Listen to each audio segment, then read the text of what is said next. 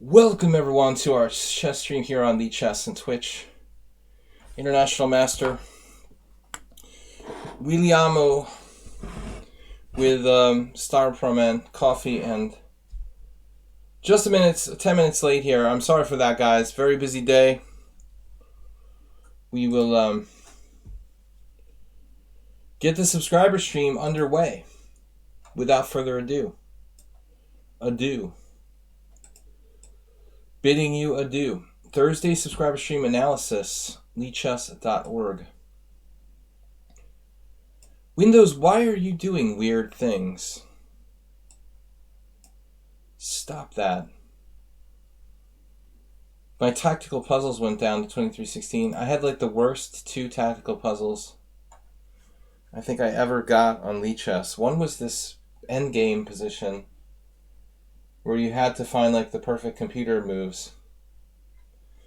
The second one was so bad that it had been voted down to 0 by the people. So I'm not going to do any more tactics problems. So-called tactical puzzles.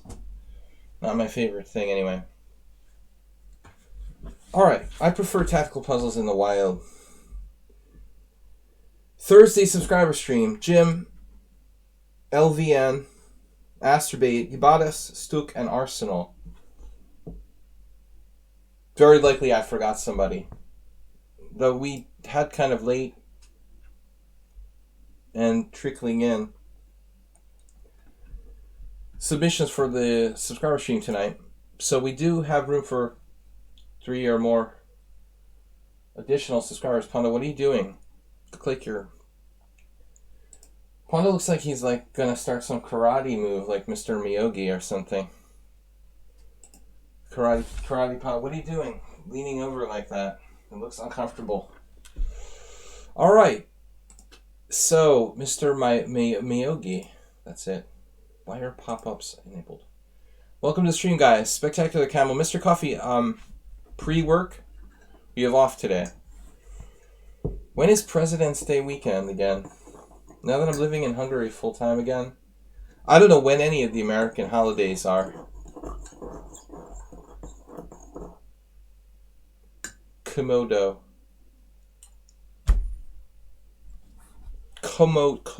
Dragon. We're live, Asterbait. Alright, guys. During work. The best time to play chess is during work. Okay, without further ado, let's get started. So Jim is actually the first one, is that right? Hello. A recent Simul Classic game against the GM. In the end, he had to go. Dude, are you kidding me? He pulled like a Michael Rode? When I was a 2000 player, maybe I was weaker, actually. Yeah, I think I was like 19, maybe 1900. I played Michael Rode in a Simul. And I've told the story before, but it was totally wrong. Like, he had to leave the Simul, like, after getting paid to do it. He decided that he needed to go home, and he started, like, adjudicating his own games. Like, I'm winning on that one, I'm drawing over there, that's a win, that's a draw. The chess club, like, hated him after that. They made memes about him. You can't, like, host a Simul and then leave. That's just ridiculous. I mean, the players are bad enough, but the Simul giver, you're in for the duration if you're hosting a Simul. Alright, anyway.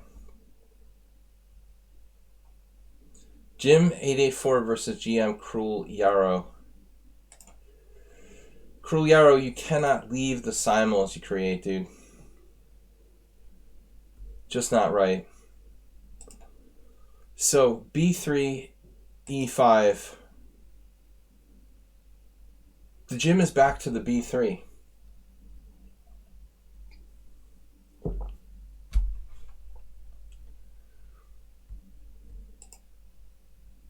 Bishop B2, Knight C6. I think Cruel Yarrow is relatively new here. B3, E5, Bishop B2, Knight C6, E3. And now, black, of course, goes for the the modern variation. You know, I was thinking about it. I was trying to do a video about one of the best games that Leonid Stein played the other day. Stein had this game against Lebojevic, one of his last games in 1973. It was a B3.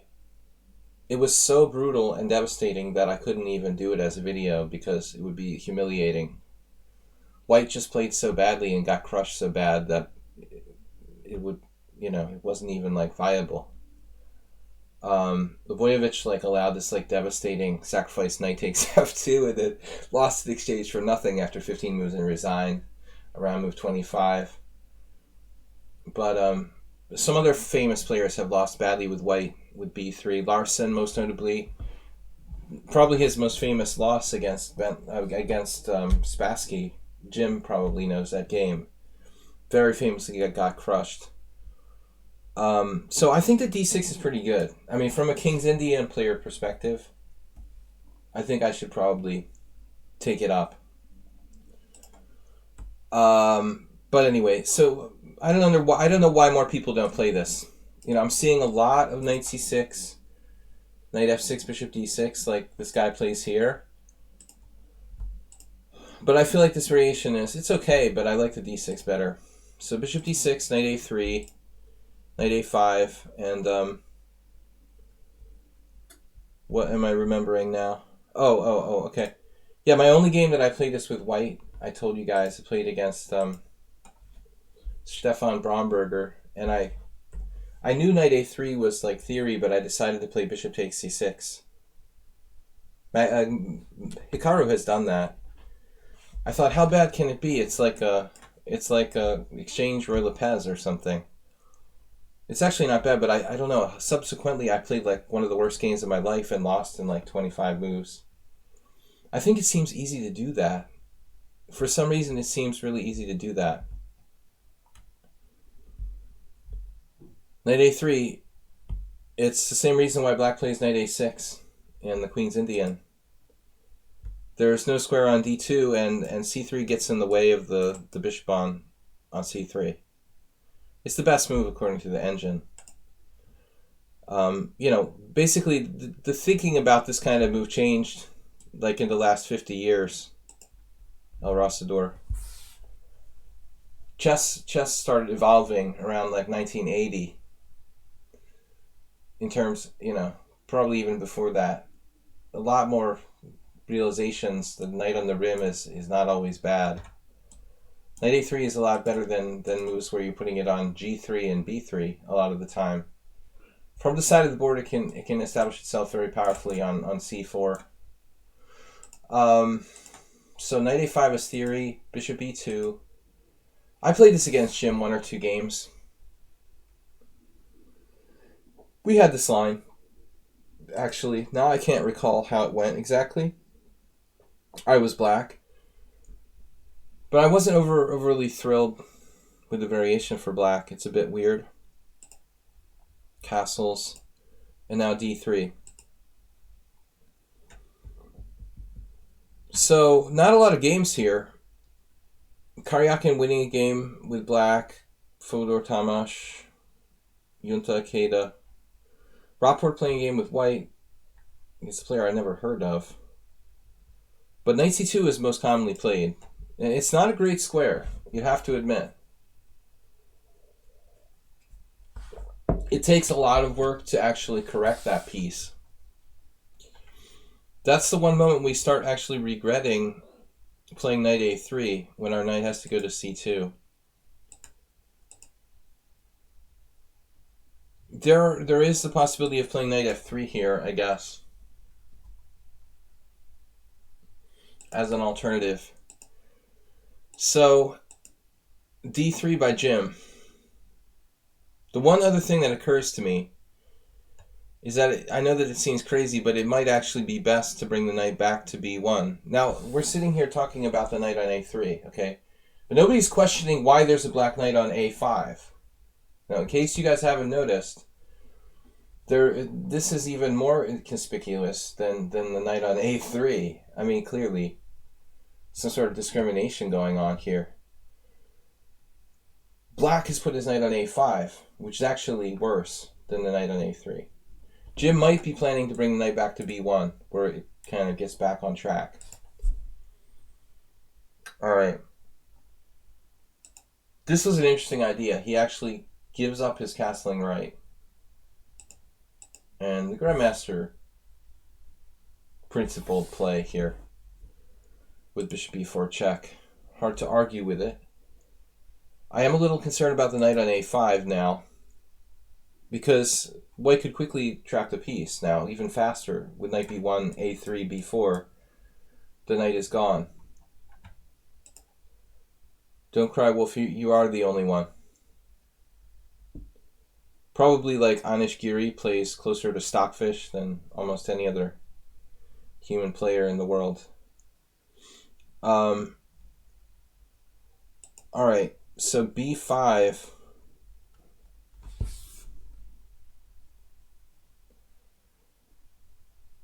That's a dynamic move by Black. It looks like this is a threat. I mean, I was actually thinking that Black should play b6. I would probably play b6 and sort of... No, actually we can't. I mean, our e5 pawn... Okay, our e5 pawn is not hanging right away. So b5 is more aggressive. This is a wild move. I would have just played b6.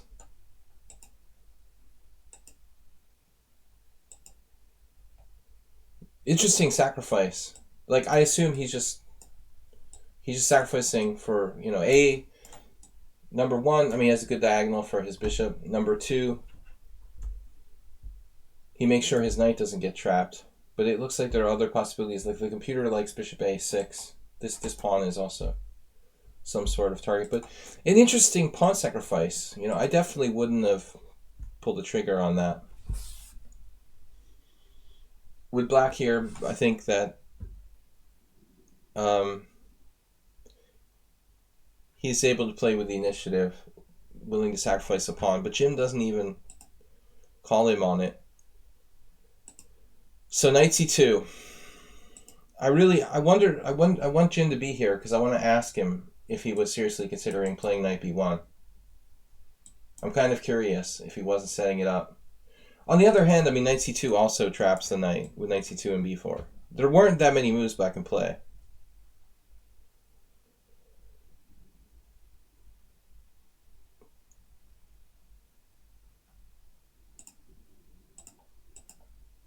b5, knight c2, bishop d6. I'm concerned about White's development and ultimately White's king.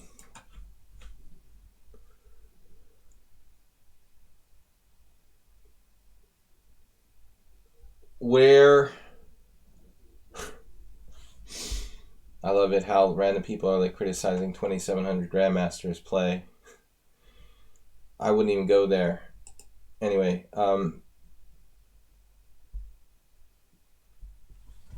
b4.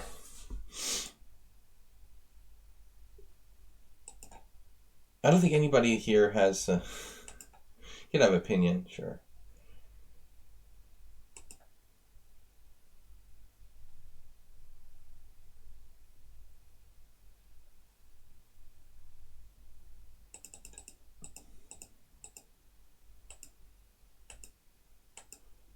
This is actually a good move by Jim.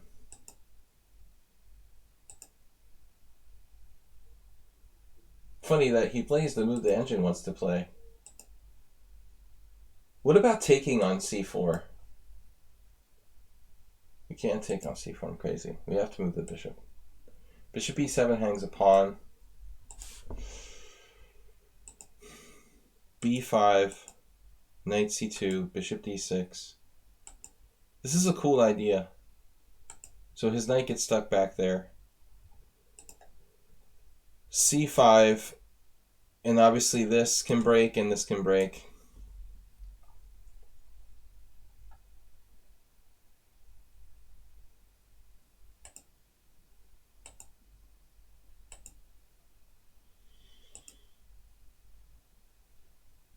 I mean, my first reaction is to try to put my king on g2, but obviously that's bad here. So Jim plays h4. Not a bad idea. I don't think this is bad.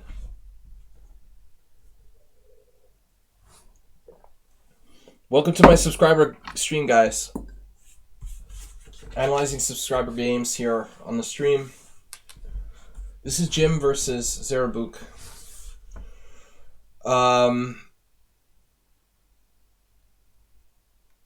Yeah, difficult. Another option is like h3, but the king is so screwed up here long term. That's my concern.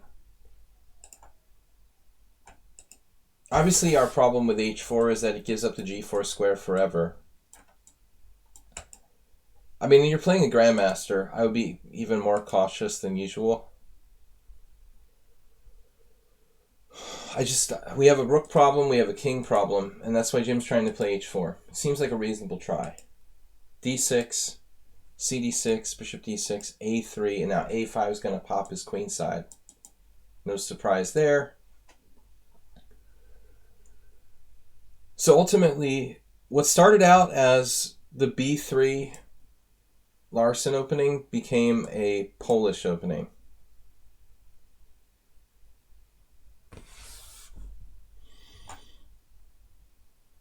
Is this just a case of white being too liberal with the pawn moves? Every time we make a pawn move, we can't move it back. I wonder if at this point white should play in more reserved fashion. It's easy to say now in retrospect. I was even thinking about maybe like bishop f3, but that would I think encourage black to go bishop a6 and have something here. I mean, would it be crazy to try knight e2, knight g3 as an alternative way of developing the pieces here? Why would that be better?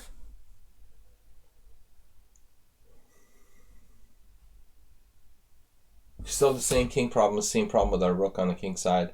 I just feel like white is generally overextended. c5, we've taken space we can't maintain.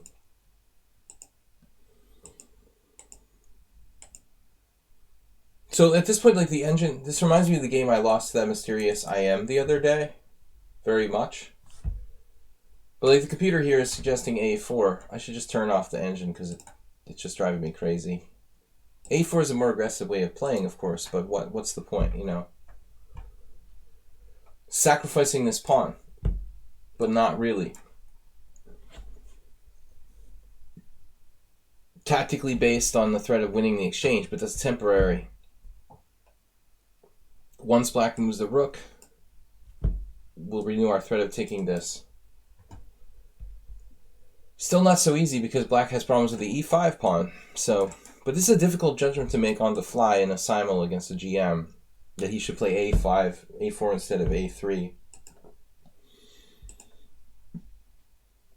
a3 looks... And now e4. Oh man, come on. Get back here.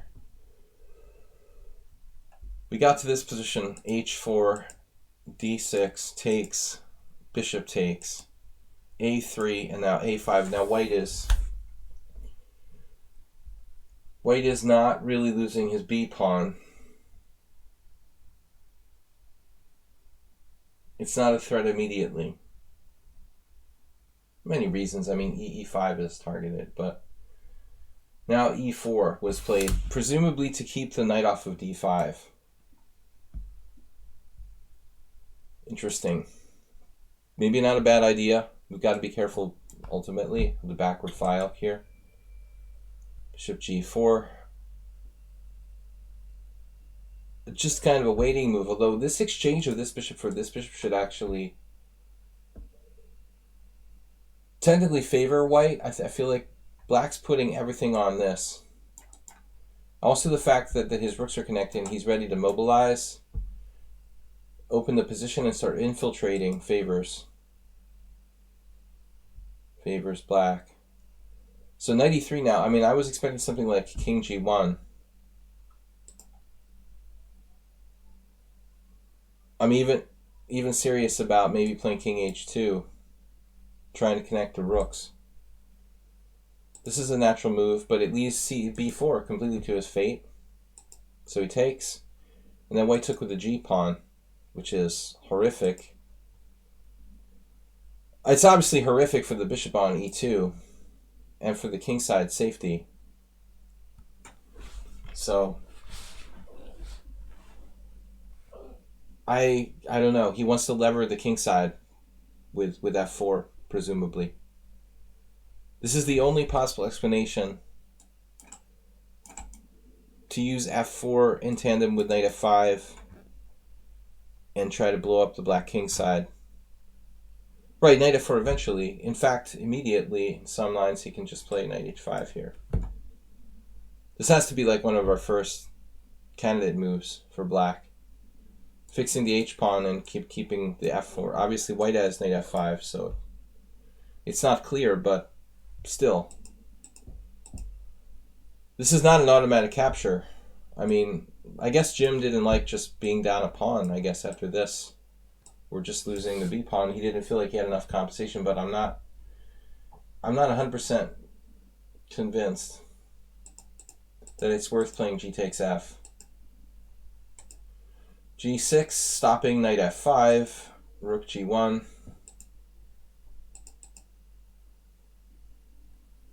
I mean, I don't really like rook g1. I wanted to do this.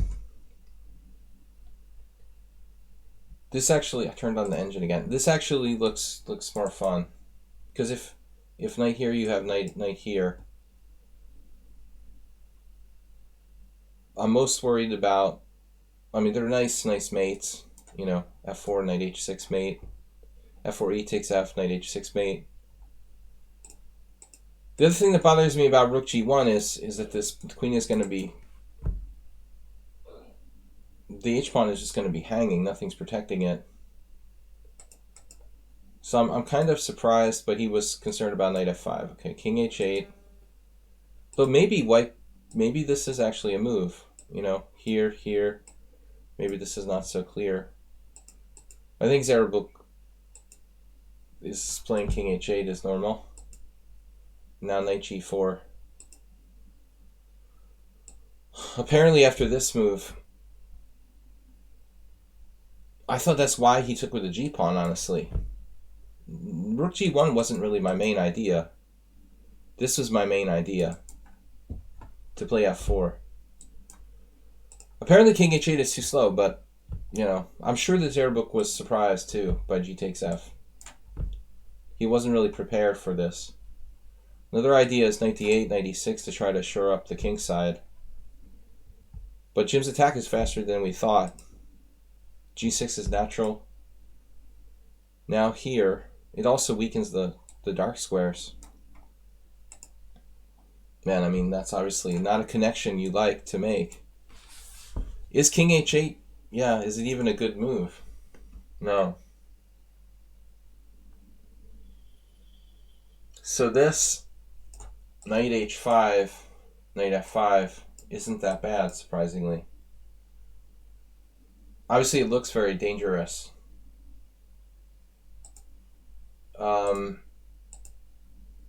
Man, if you're in time pressure, I would go too. He had to go. He had to go at the end. I bet he did.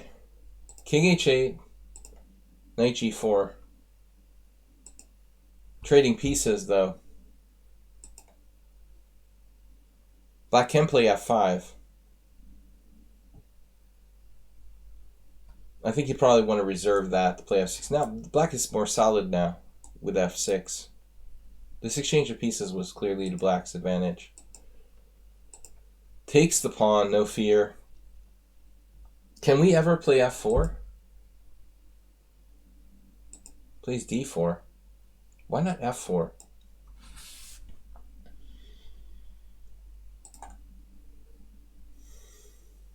You have a double pawn anyway. You know, it's like an extra one. Plus, it opens our bishop. I don't know what Jim's time was here. 25 minutes, yeah. I'm always playing f4 in this position. I don't understand why he would do it the other way. I can't really see any pluses. I mean, it's like hope chess. He'll take and let you bring the queen. Even that's actually nothing. Like, even if you play d4 and he takes, this is still not that big a deal. Actually, it is, because the rook takes a8. I mean, even at that line, even in that line, this position. Do we have a tactic? Queen f6 check. Actually, this is a funny line. Funny haha. Does it even work? No. What's happening here? Rook takes f6, rook takes a8 check, knight d8, or king g7.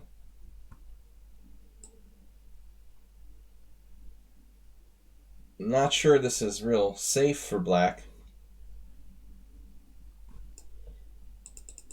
But anyways, I don't like d4. And black played this.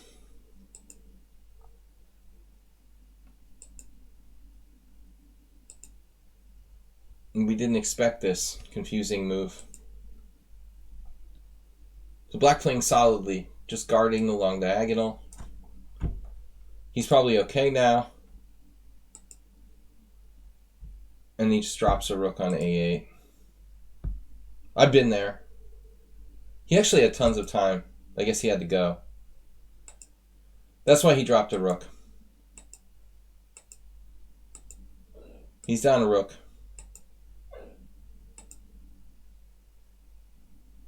Not too much compensation here. Well, he actually resigned. I don't know why he said he had to go. Alright, anyway. But Jim is not here yet to defend himself on this game. I don't know why. One time I wished my opponent good luck before a game, and he replied, people get real sensitive about that, El Rosador. And they also get especially sensitive about, like, after the game, saying good game. Don't say, you know, before the game is weird, but don't say good game after the game, because that I understand, like, people get kind of moody about that. The before the game thing is weird. Yeah. Well, don't, you know. All internet websites are basically like chat forums. I wouldn't take what anybody says too seriously. But I half agree with the rule about after the game saying good game when you win and stuff. Like, I don't know. I wouldn't do that. People get real sensitive. Alright, second game. This was a confusing game. White overextended. Then black went wrong. The really interesting decision was g takes f3, which seemed to make black malfunction. And he started to lose the thread. So, interesting game, Jim. Thanks for sharing. The next one is LVN, with his first game submission. Is that right? Yeah, he had changed his game submission. This is one of our new subscribers, LVN. Is there any notes with this? No. Wow, it looks like a good result. 23 cent upon loss, 3 inaccuracies. Everyone's different. Some people like to send in their wins. Other people like to just analyze interesting games. You don't have to send in necessarily your best game. Whatever you want. You can be gloating on a win. You can put in interesting games. You can submit games by, you know, grandmasters, maybe players from the past. I'll even analyze opening variations. If you want to analyze something like an opening line instead of a game submission, we should call it analysis stream rather than game analysis stream. I shouldn't make it like mandatory that it has to be a game. I wouldn't get offended by what random people say in the chat box.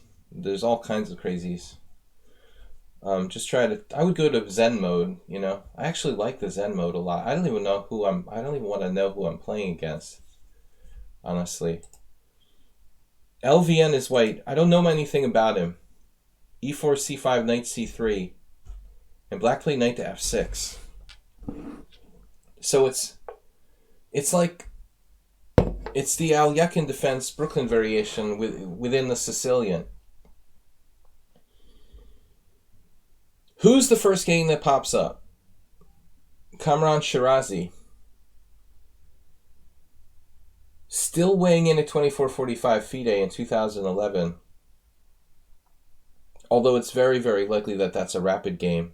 Because Kamran, he is a famous blitz player from Iran originally, but he lived in New York City for like 20 years. So Kamran is a American citizen. I mean, he's living in Paris since like longer than I've been in Budapest. Blabix actually knows him. He's a crazy player who plays all kinds of crazy openings, especially good in fast chess. He actually qualified for the U.S. Championship. He got his USCF rating over 2600 at one point because he's so good. When they started allowing rapid games to be played, like 30-minute games were allowed in the late 80s to be counted with regular games. His USCF rating went up like 200 points. But not surprised to see him playing this with black. So this is cool. I've never really analyzed this. You do not challenge him with e5. What's the consensus here? 2 Shirazi games, 0-2.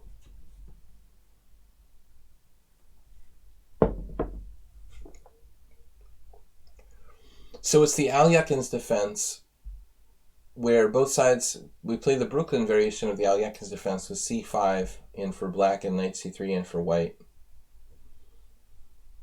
I don't know. It's just basically as equally dubious to the...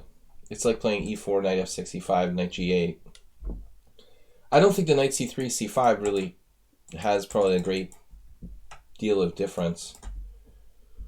But, I try to advocate trying to punish our opponents for making incorrect moves.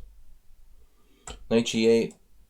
Now, what do we do, though? Our e5 pawn would be overextended if we went into this line. And LVM they weren't, let's say, comfortable doing this. But if we did play this way with white, hypothetically, the first thing that comes to my mind would be this. Let's say knight c6. Now I'm playing d4 and sacrificing a pawn with cd4, knight d4, knight takes c5.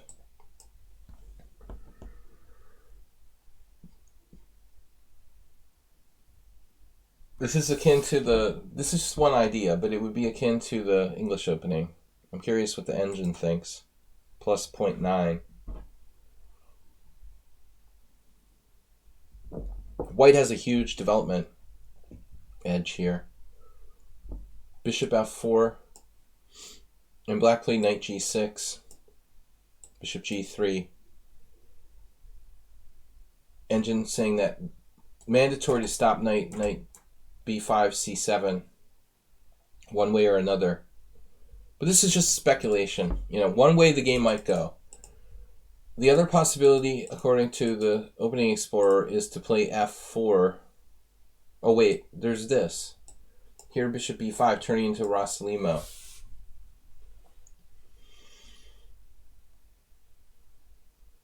This is what both Cornet and the other guy who beat Shirazi did. That's interesting.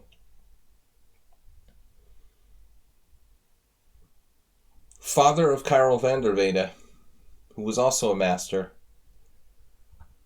The Dutch Grandmaster van der Weyde. Rare master, father and son combination. Bishop b5.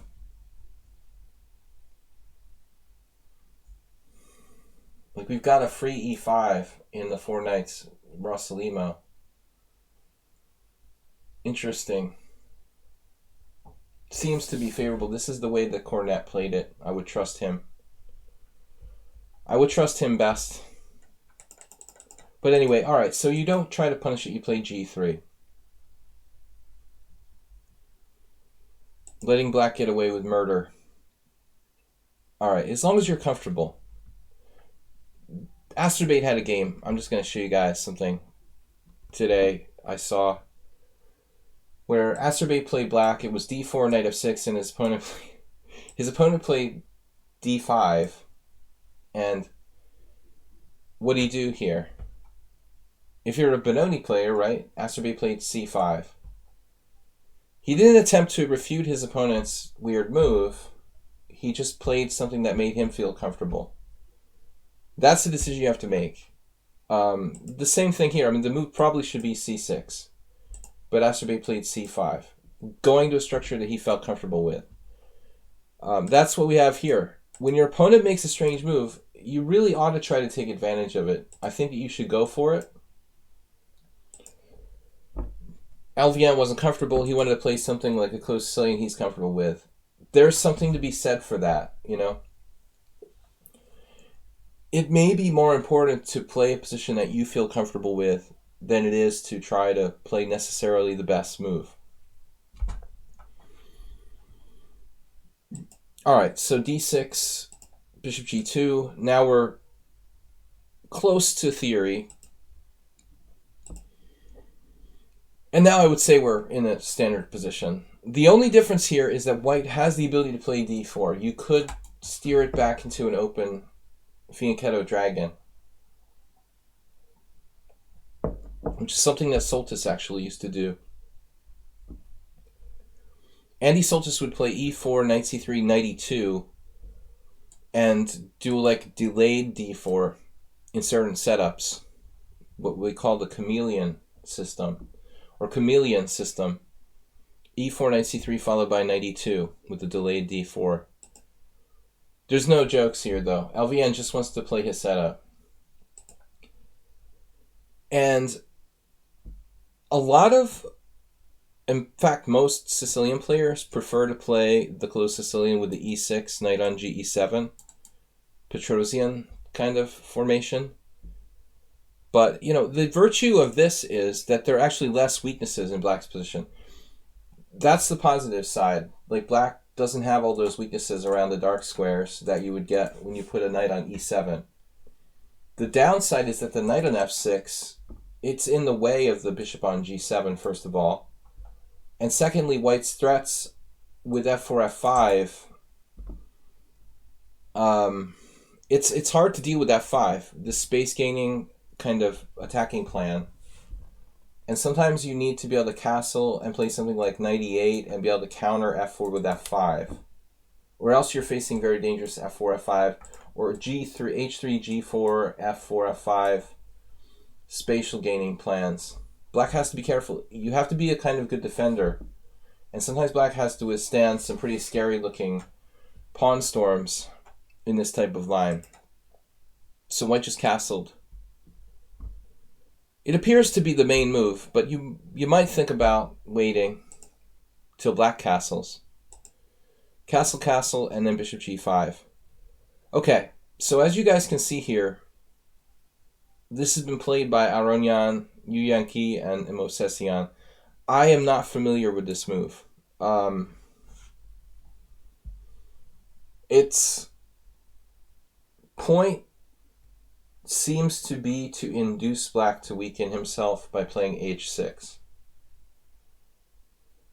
Other than that, I don't see what it does. It's like no real plan associated with this move. I think the best plan for white in general, like I said, is a kingside expansion with h4, f4, g4, f5. The other reason why people play h3 here, this prophylactic move, to be able to place the bishop on e3 without allowing knight to g4. And I guess something like bishop e3, queen d2, h3. I don't think that bishop h6 necessarily is that dangerous, like it would be if we were in castle and we're playing h4, h5. So I don't think that black has to fear that plan too much. But let's say another option for black would be to delay castling here. I kind of like that, like rook b8. Anyway, castles, bishop g5, an interesting move. And then h6. So I'm not on board with h6. You know, I think this is sort of playing into white's hands. If you sit there and you think, well, why did my opponent play bishop g5? The only logical explanation is that he's either ignorant or h6 is the move he's trying to induce here. So if we give our opponent credit, I mean, probably we come to the conclusion that white wants black to play h6. That's the debate. The vast majority of players played rook b8. I'm not so scared of queen d2 and bishop h6. I'm willing to let you trade this off. Black's main plan is to gain space on the queen side as quickly as possible. Consolidate space on the queen side. b5, b4, a5, a4. Anyway, it's a debatable move. This part I'm not really clear on. I was under the assumption that white would play bishop d2.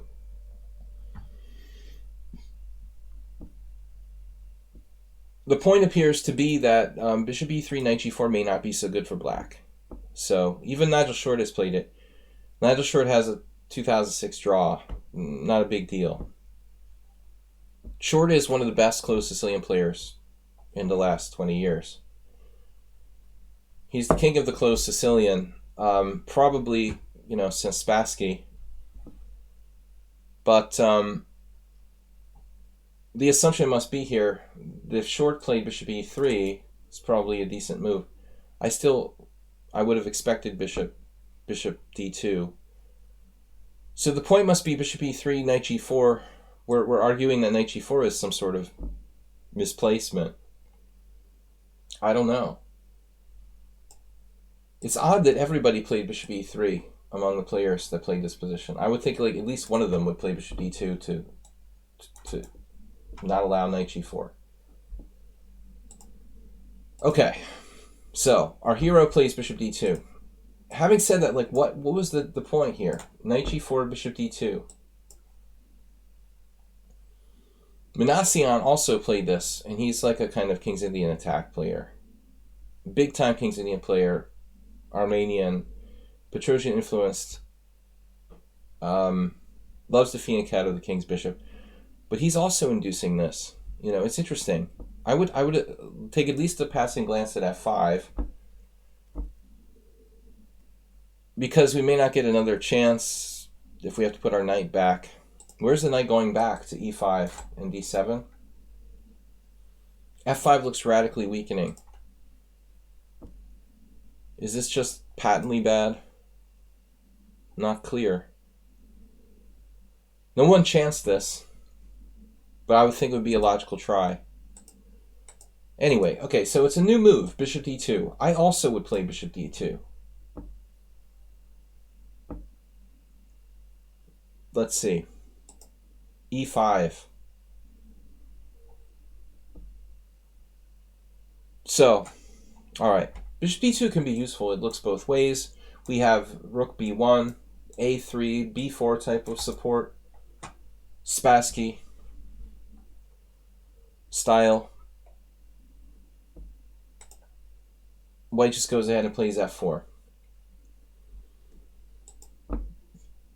This is the most natural move. I mean, when the battle is over the f-file break, like the knight's not supposed to be on f6. So f4 makes complete sense to me. Obviously, this is like, there's no diagonal open here to the white king. So there's a major question, what happens if pawn takes f4? This is generally... The other move I would consider, by the way, guys, like probably h3, prophylactic move, h3 or a3. But f4 is the most aggressive. But how are we recapturing if black takes on f4? You absolutely need to have this planned in advance. I think when you make the move f4, it's not like you just play f4 and I'll figure it out when I get there. When you play this position with white and you played f4, you have to know what you're going to do when black takes on f4. Absolutely. And interestingly, in this position, the engine thinks that the only choice is knight takes f4. The best choice is knight takes f4.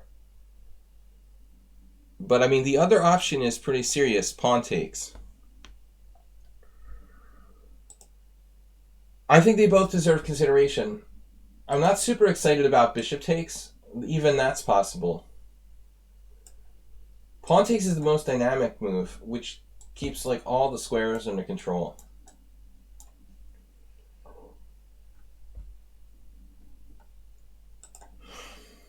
Knight takes, you know, it's nice. You have the d5 square. But at the same time, black has these good squares on the dark squares. It's not that easy. I will make a note here of something kind of subtle. The weakening of black's kingside that's been induced by playing bishop g5, h6. For example, if black wants to fight for control of d5 here, like this move, I would want to consider this move if I were black. It's the King's Indian motif. I would want to consider it, you know, to be able to take with the bishop. But look at the difference, like here, if I take here, now, I mean, these pawns look really squishy, like the white squares, kind of like a marshmallow, you know, feel to them. I think in a large part because of that stupid move h6. If we hadn't played h6, our pawn structure I would bet white's better here. Pewter doesn't think so. Interesting. It still thinks black is okay. Oh, all right, it's close. I said I would bet white's better. White's 0.1 better, 0.2. But no, I mean, it's a lot of weaknesses. It's a lot of weaknesses with the pawns. You know, I think it would be less weaknesses. Probably white wouldn't be better if the pawn was back on h7. Okay, anyway. Black plays this. We really want to play for the f file here, but we don't have f5. If our knight was on f3, we could probably play something like f5, g takes f, and knight h4, pawn sacrifice. The knight on e2 is actually kind of crappy. I've had a lot of close Sicilians where I had to do stuff like king h1, usually with black, king h1, knight g1, to get it back into the game. So likely white's going to have to exchange on d4 here. He just plays takes, and knight e2. I'm not real excited about our position, but it's not bad. Mr. Slowhand, 800 heart issue resolved. Good to see you. Good to see you healthy. You know, I had a friend last year who was perfectly healthy. He had to have like a physical because he wanted to do like sailing. Middle-aged, like 40-year-old guy. And he figured out that he had a heart issue, had to have like surgery. He's better now, but he never would have known about it if he hadn't had this physical for this sailing class or something. So good to hear you're okay. Get it resolved. So thank you for the donation, Mr. Slowhand. 10 emotes shared. Yeah, I'm not really excited about our position. It's still solid. I would like to play f5. There's also this break with c3. You guys are witnessing the next move, right? Okay, so we don't have too much time. I'm taking too much time on this game, but what is this? What is this? What is this? Rook b8. Black seems to think that the white square bishop diagonal is open or something. Like, I don't understand why black is playing rook b8 in this position. If you want to play b5, you could play b5. Maybe he had a feeling like he didn't like this or something. Rook b8 seems overly conservative. And now f5. No, this move might be best. Very small advantage to white. My concern now is the black center could overrun us. But f5 is a natural move. We wouldn't be sure what to do here in this case.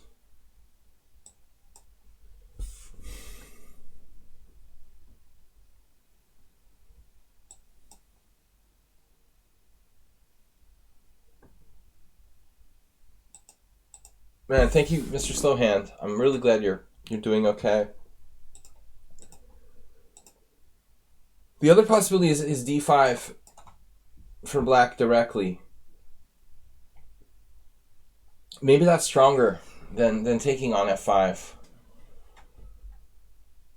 Because if I take on d5, then you take on f5, and now my pawn is sort of dead. The pawn on d5 looks dead. Yes, you could take on e5.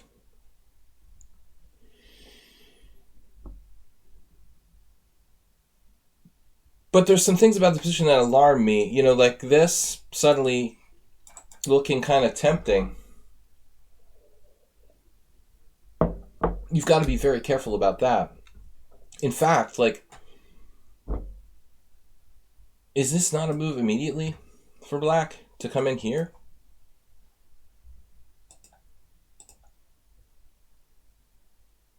And the computer thinks it's fully playable. That's why we normally go h3, even though it's slow. This is the #1 suggestion of the engine, to maintain the tension with h3. Anyway, it's a complicated game. Let's play it out and see what happened. So he plays cd4, knight e2, rook b8 is dubious, f5, maybe dubious. Black could have played knight g4. Doesn't do it. Plays queen e7. Now, if white were to get in g4, I would think he would be better. I mean, the typical move in this position is h3. The other break is c3. White doesn't seem to want to do that. I mean, in some circumstances, you could take on e5. But I think, you know, it's kind of like strengthening the power of the pawn on d6. This is the right idea. h3.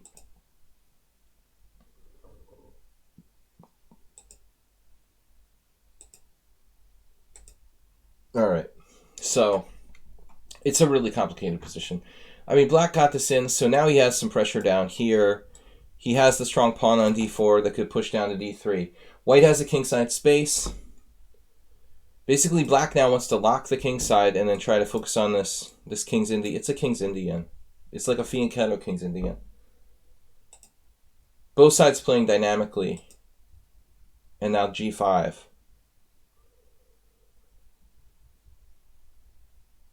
Which, okay.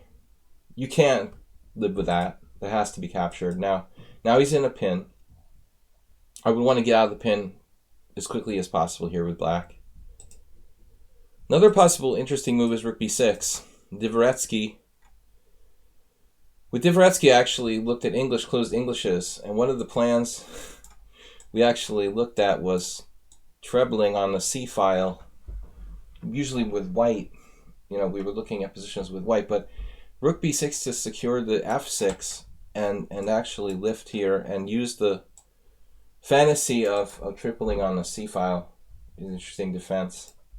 It makes sense having played b5. This is like the mundane way of unpinning. The knight is very, very bad. So when I see this move queen e1, he's not only focused on queen h4, he's got another interesting plan, which may or may not come into play, which is knight c1, knight d3. It's a little slow. Knight in e2 just always seems to be badly placed. I've lost some games purely because of that piece. Queen h4 check, so I'm almost wanting to play knight h5 now.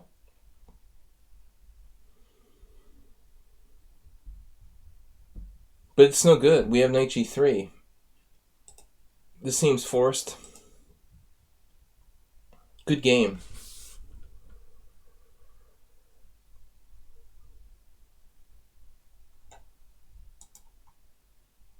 Black needs to focus some pressure here on white. But c3 is coming. See, now c3 is going to mess everything up. The pawn isn't really backward, so he plays b4. He doesn't play b4. The engine wants to play b4. Still, you can play c3, but then we would have a b file, maybe. There's also this idea. The more space we gain on the queen side, the more space black gets for counterplay. You know, I'm analyzing this position from black's perspective because that's the perspective I normally have as a Sicilian player. Yeah, and this shuts everything down. We get in a second break. White is better. And now d3.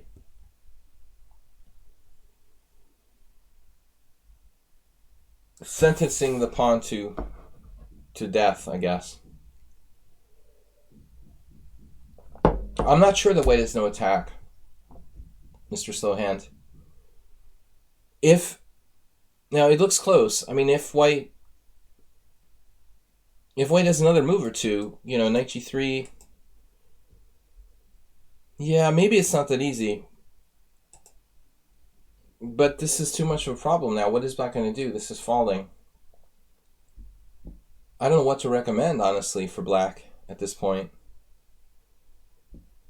It's like he just has to lose a pawn and play b4 and just sacrifice this pawn and try to... It's kind of looking like he has to desperately sacrifice a pawn. Maybe bishop b5 is another idea. Black needs to stage a red alert situation here before it's too late. You know, recognize that there's a real problem. But this is optimistic. And now the pawn is probably going to fall. Knight c1. Now check. Yeah. Well, maybe b4. I don't see what the check really does.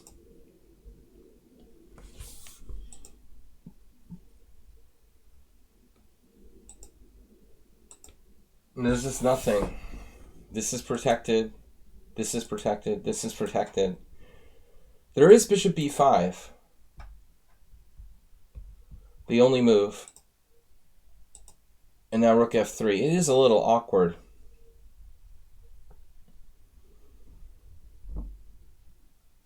The problem is if you ever allow f6, that could get dangerous. Best move was knight h5. So even if you allow f6, maybe it's not that bad. We're mutually tied down to f6 now. It's not like there's a pawn protecting the f6 pawn when it would just be game over. Another concept I looked at with Mark Dvoretsky. If you're able to play like f6, g4, g5, then black can resign. But this is got to be protected by a piece. So the bishop on h8 is not really necessarily gone. I think white is better, but it's not resignable. In this case, rook d8 looked like a logical move.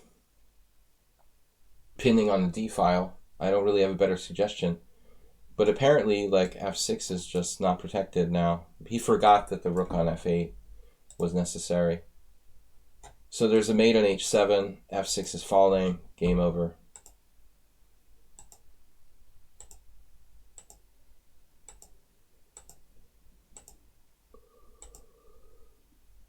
Very nice mate on d5.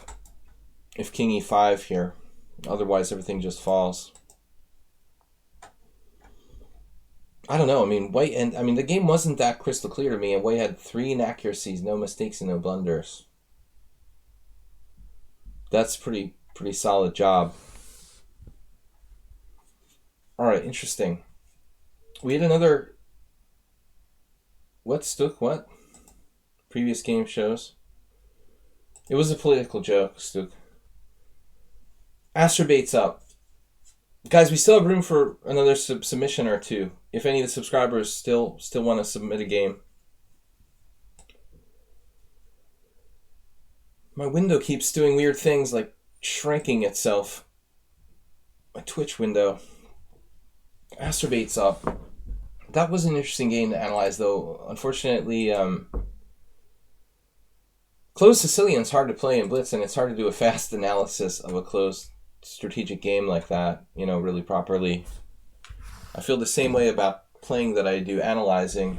Closed games require more kind of deep thought than tactical open positions where it's just like count, count, count. and calculate. Calculation is much easier than strategy. So, Acerbate, where is your game? Is this it? Wait, previous. Following game came about because I attempted to force to check Benoni. Is this the right game, Acerbate?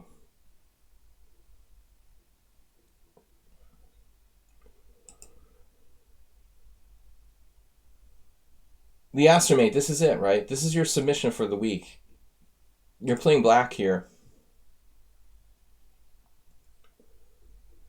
Benoni Indian defense, kingside move order? What? Who writes things like that? That's ridiculous. This isn't the game you wanted to go over for the stream, right? Wait, which one was it? I thought it was a different game. It wasn't this one.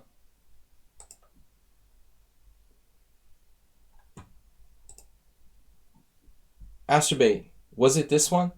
Answer me. I thought it was a different game. The messages here are all confusing. Game study. Maybe that's it. No. He's not answering.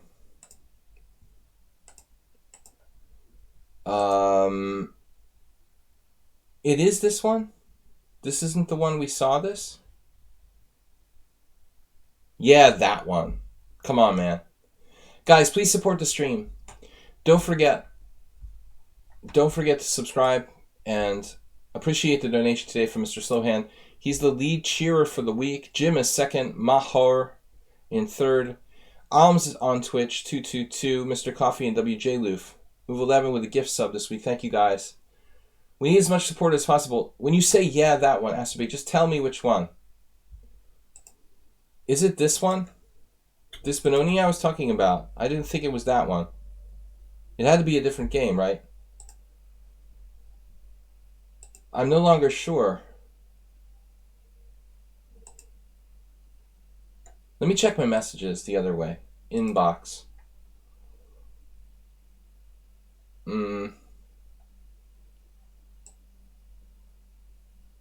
You should have been after LVN.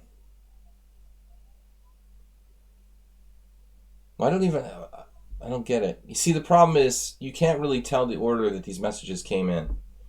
Because the way it adds on to the messages, now the LVN message became like further up because he added it. Yeah, the Benoni.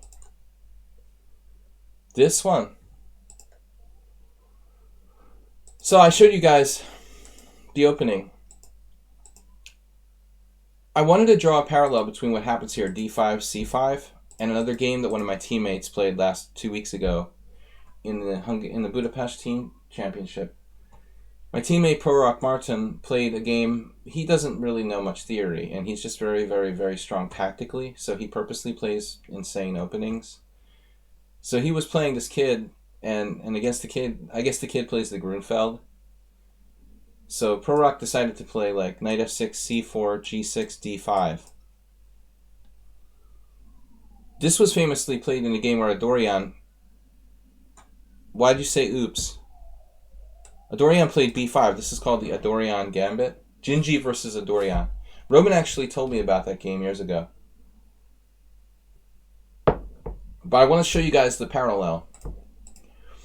Like, imagine if your opponent plays the Grunfeld. How frustrating must it be for someone to play d5? You know, you're like reaching out to play this. Okay, d5 is a bad move, but it's not that bad. Like, white loses his opening advantage. But most people don't understand how to approach this kind of thing.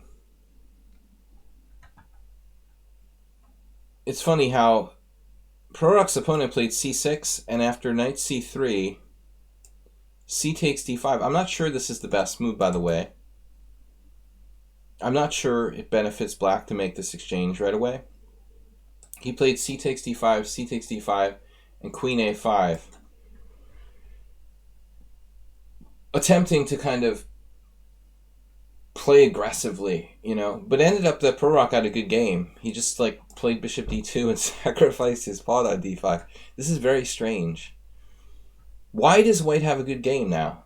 Because black did something crazy, too crazy, to try to punish a weird move.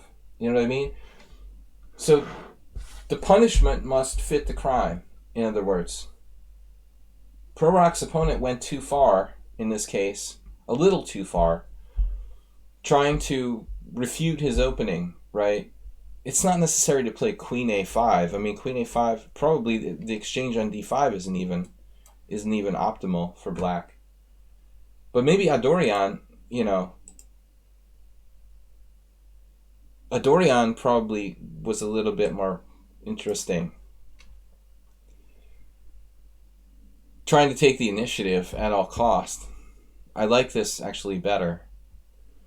Anyway, we're looking at Acerbate's game. So Acerbate also should play c6 here, trying to sensibly refute his opponent's advance. Instead, he plays c5. Just like last game, when our hero could have played e5. Acerbate wants to stay within his comfort zone. Perhaps my teammate's opponent wanted to stay within his comfort zone, didn't want to play the Dorian Gambit with b5. I'm sorry, guys. We had gone over this game earlier. But Acerbate, this is the game you intended to go over for the stream, right?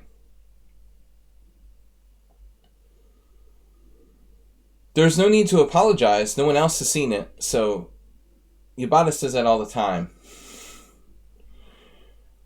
It doesn't matter. They haven't seen it, so it's not like, you know. Knight f3. Now, Acerbate. The best move in this position is b5, like a ready reversed. b5, bishop g5, and this is like the critical theory. An alternative is to go into either a Benko or a Blumenfeld with the move c4, depending on what black does.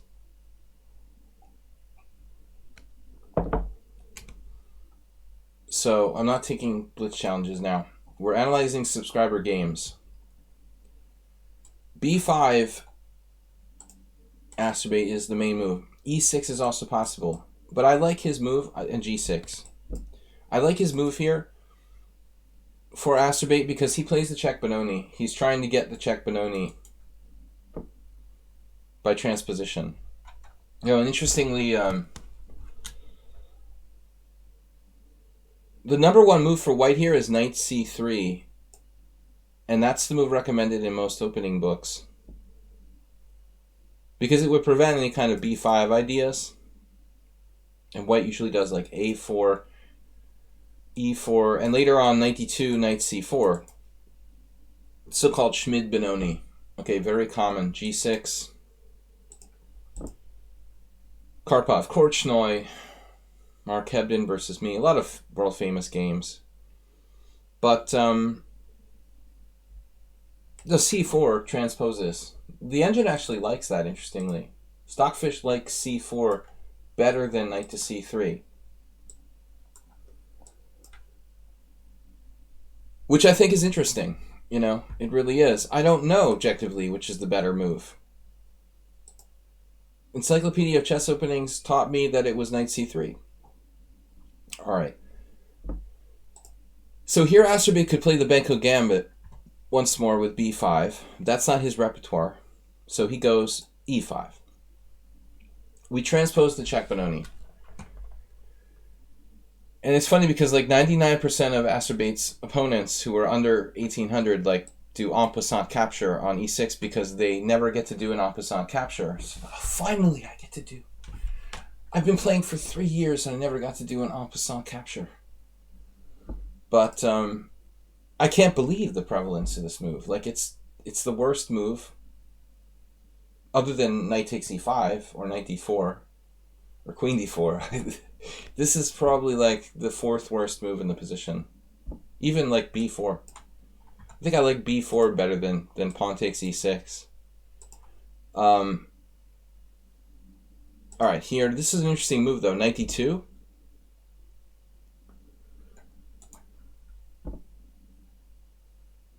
That's our only problem. What are we going to do with the bishop on c1? Masturbate played an interesting game here. So, if knight c3, the question is, what does black do now? Masturbate and I actually didn't analyze this far enough, but maybe the critical question would come down to, had white played knight c3, threatening e4, what are you going to do? You have to play e4, and then, again, we didn't go this far. Probably the big question would be, what happens if white plays queen c2 now? Or another interesting move, if you really want to get funky, would be g4.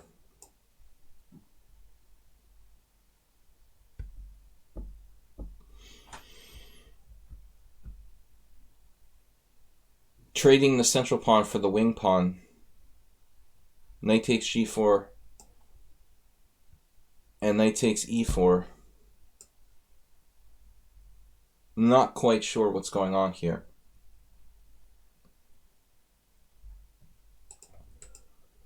But maybe white can play like queen c2, and now you have to play queen e7. And once again, maybe g4, something like g4, knight takes g4, knight takes e4. I'm not quite sure what's happening here, but it looks like black has interesting chances. I mean, actually, bishop g5 is dangerous. Masturbate's opponent just loses a pawn. I'm sorry, this is not the position. e4 question mark. e3 first. Suggestion of Mr. Slowhand. All right, let's think about this. Bishop f5, knight here. The problem is, after e4, queen c2, queen e7,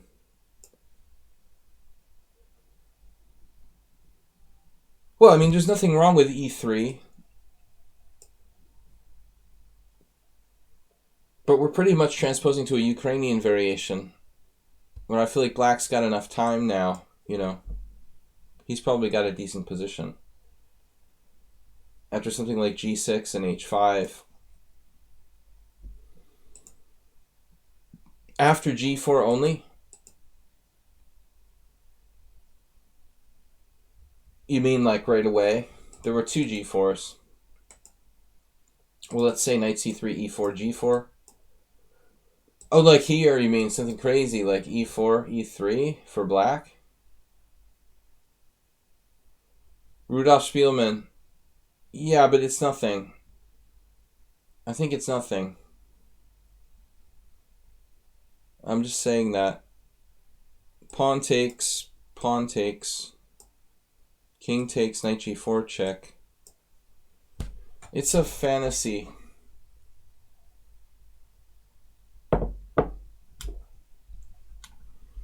Close, close.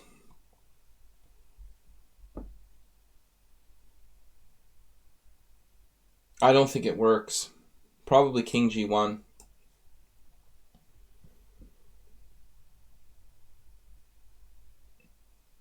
There's just a few holes in this. White will have ways to defend the mate. I don't think it quite works. It's a really interesting idea, and of course this Rudolf Spielman pawn sacrifice is definitely a theme here.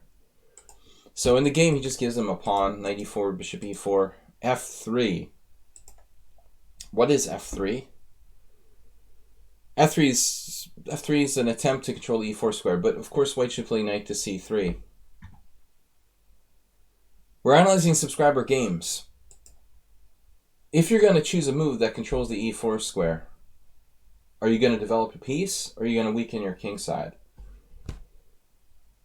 You have two choices. Develop a piece that must be developed, or weaken your king side with a dubious move.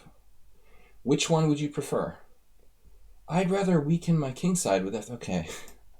No, I mean, this is just impulsive. F3. And then here, G4. Going for smothered mate, or fool's mate. No, actually G4 is not a bad move under the circumstances. It's still not over. If Astrobate lets the square, if he lets white consolidate the e4 square, if you gave white a number of moves, maybe he could defend the position. I feel like white almost had a clue what to do, you know, and then he goes nuts at one point soon. He plays this. Sensible developing move like bishop g2, reinforcing the e4 square, and white can put up some resistance. This is Astrobate's game, yeah. I mean, he's constantly playing players that are not on his league. He just likes beating on the bunnies. He missed bishop takes e4. He's a rabbit basher.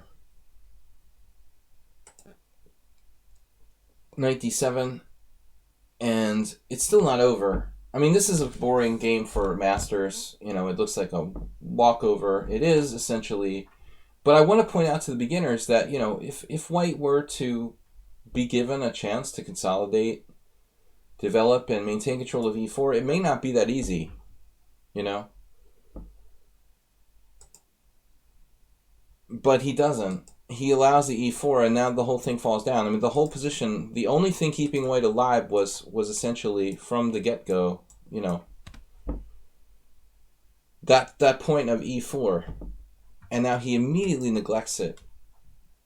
So e4, breaking it up. And it all falls apart. Astrobate actually didn't play the best moves here, but it's good enough. Winning a rook is good enough. He actually gets a mating attack. F5 is... Now you have a mate in 1. I didn't see that. You actually missed mate in 1 with bishop g5 check. I totally missed it. He went for mate in 4. He missed a mate in 2 now with queen f4 check and queen f2. And now he found the mate in 4. Astrobate, this is a good move. I got to agree. But again, it's like a one-sided game. I want to see some Astrobate games. Coach Ah is here. Long time no see. Bunnies. Rabbit bashers. It makes me think of, you know, the game where you hammer the... Astrobate would be good at that. What's it called? Whack-a-mole? It's basically whack-a-mole. That's his favorite game. Alright. Mr. Slowhand subscribed and has a game for us. Also, donation from Mr. Slowhand. Thank you again. Good to know that you're alright. WJ Loof is here. Whack-a-bunny. Bunnies, moles. Prevalent in the garden. But I feel like Astrobate, you know, he likes to show off his crushing victories too much. We should focus on the games we lose probably more. But it's your choice, guys. Whatever you want to go over, you guys make the call. Whack-a-panda. So Ubatis is up now. Is this a serious one? Or one of those entertaining games? Ubatis. Where did it go? Is it here? Club game, February 4th? No. Opening ideas? No. A video? No. Actually, it's within the message somewhere. Here it is. I just played this wonderful game. and about 20 cent pawn loss. I would like to submit this to the stream tonight. You're black. I have not seen this game. It's much more fun for me. Honestly, guys, it's don't have to be, but it's more fun when I can kind of see the game for the first time on the fly.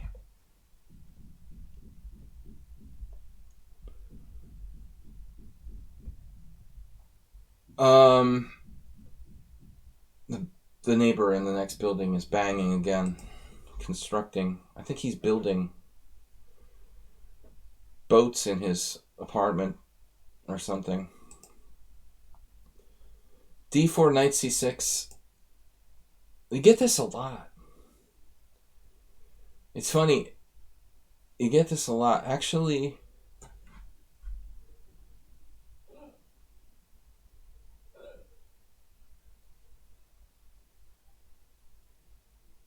you're making me wonder. It's making me wonder, is e5 even black's best move here?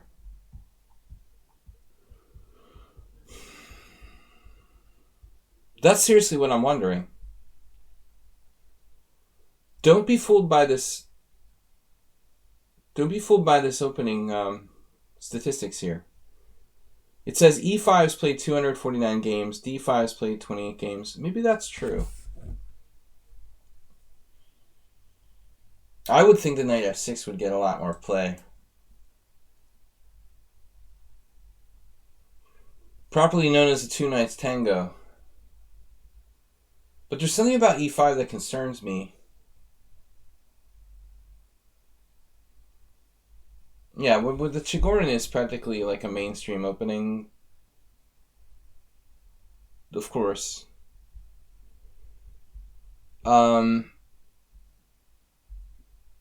Even d6 is okay, suppose. I mean, the point is that we would retreat the knight back to b8, probably. But the thing that I was thinking now is, after e5, d5, there's another move here, bishop e4 check, which is occasionally played. That's probably not a bad move, but not the most interesting move, because it likely leads to exchanges. The thing that bothers me about this position... Okay, it may be good that your knight isn't on f6, actually. On the other hand, you don't have knight e7, knight g8, which is like a pivotal line. Black has a good score here, knight at e7. It's also possible to play knight b8. It would be like playing knight b1 in a Dunst opening. I really have to understand this is simply a Dunst opening in reverse. Okay, knight e7, and now, yeah, what's the best move now?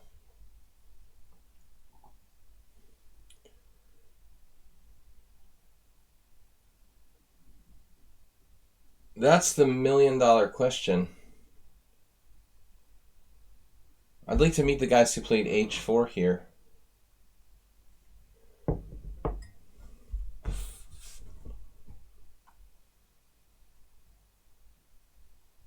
Yeah, well, yeah, I wouldn't play the Chigorin against Yopitian.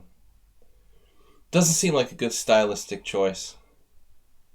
Playing, anti-positional openings against Karpov second, probably not a great idea. He smoked 3 cigarettes at the same time while he was smoking you. But, Yopitian is funny. I always tell the joke how I saw him at this tournament in the World Open. He was the only person I've ever seen smoking 2 cigarettes at the same time, in order to save time. Like, rather than like smoke a cigarette, go out, and come back 5 minutes later, he was smoking 2 cigarettes literally at the same time. Very strange. Knight on c to e7. Maybe he lit one, forgot he lit it, and then had to light another one. I don't know what was going on, but I just thought it was amusing. I'm curious what White's best move is here. How about knight f3?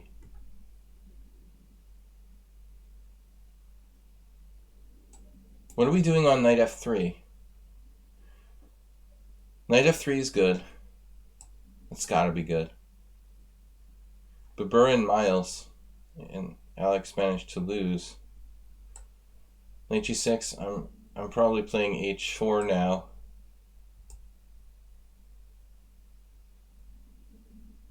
Man. You know, this move might help, though, a little bit. I'm not sure. Yeah, I don't know.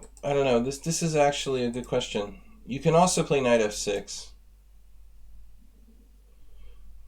You know, alls I know is that I lost to Victor Erdos real bad in this variation. Knight c3, e5, d5, knight e7, and I don't want to play this ever again.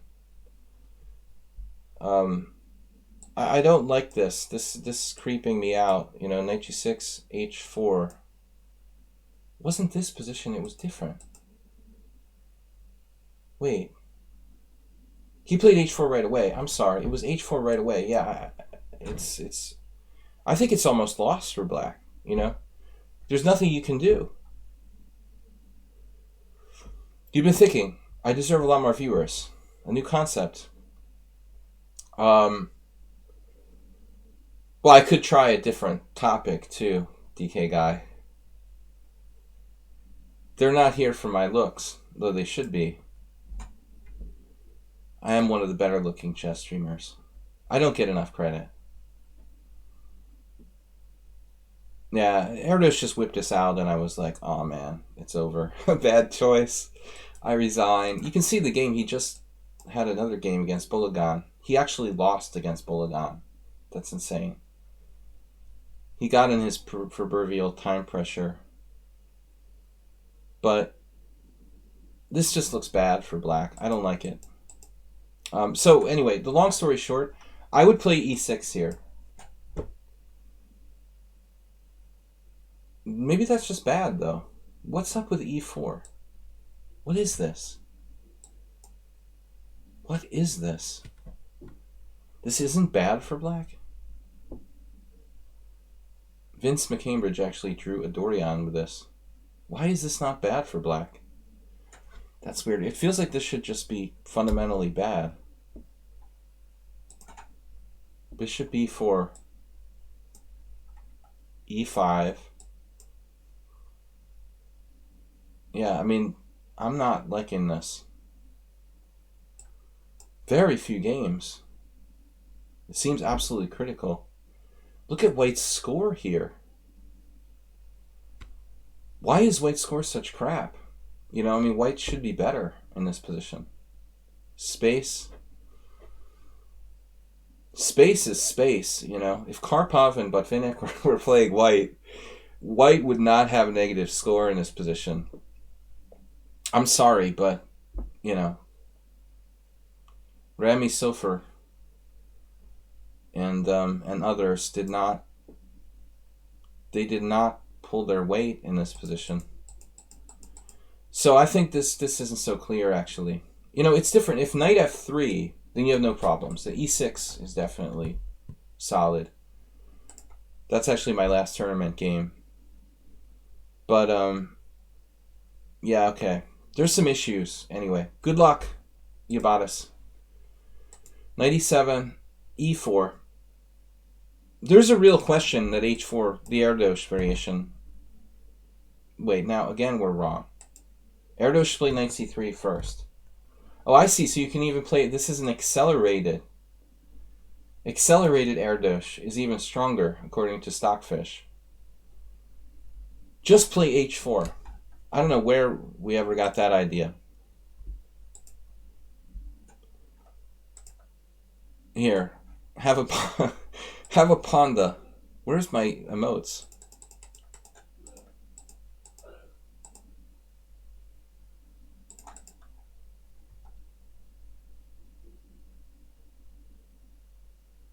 Ponda was not involved. Just play h4 as early as possible. That's all you need to do. It's a Night Hunter.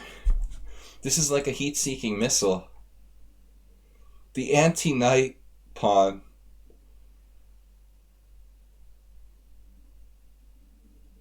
France.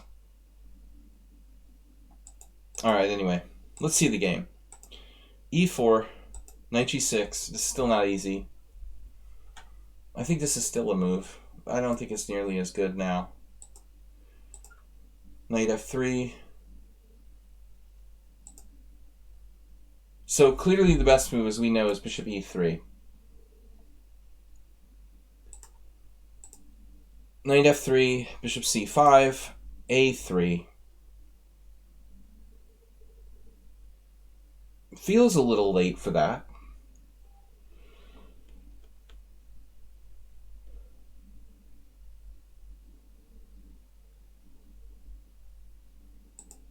Well, I mean, knight c6 has... Yeah, it's an underrated move. I was thinking of playing it myself, just for practical reasons.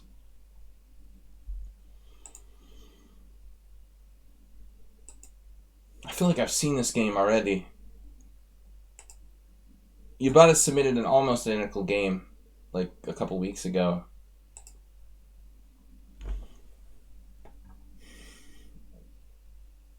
It's still not too late to play h4. But I have the feeling that knight g4 might lead to some complications. h4, knight g4, rook f1 doesn't really look like a lot of fun.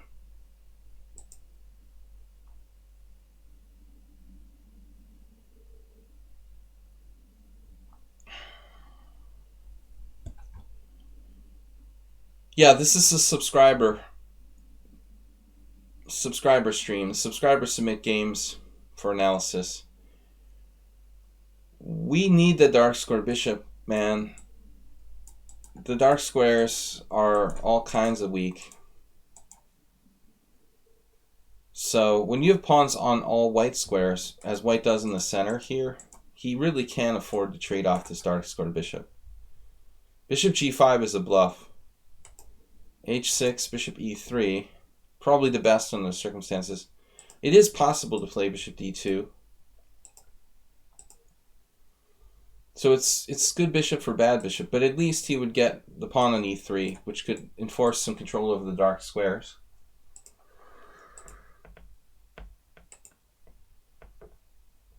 And white really tried something with d6. You got to give him credit.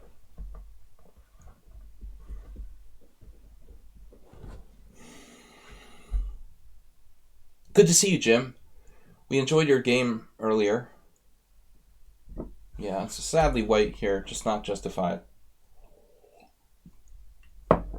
White just has to play chess and suffer in his slightly worse, clearly worse position. I don't know what to recommend. Maybe g3, trying to keep the knight off of f4. This is a particularly bad placed piece on g6. So if white plays g3, he kills it temporarily, takes away f4 and h4. He might even be able to play h4, h5 himself later on. He gets a little semblance of control of the dark squares. The bishop e3, yeah, bishop e3 has validity. Absolutely. This is the normal move, you know.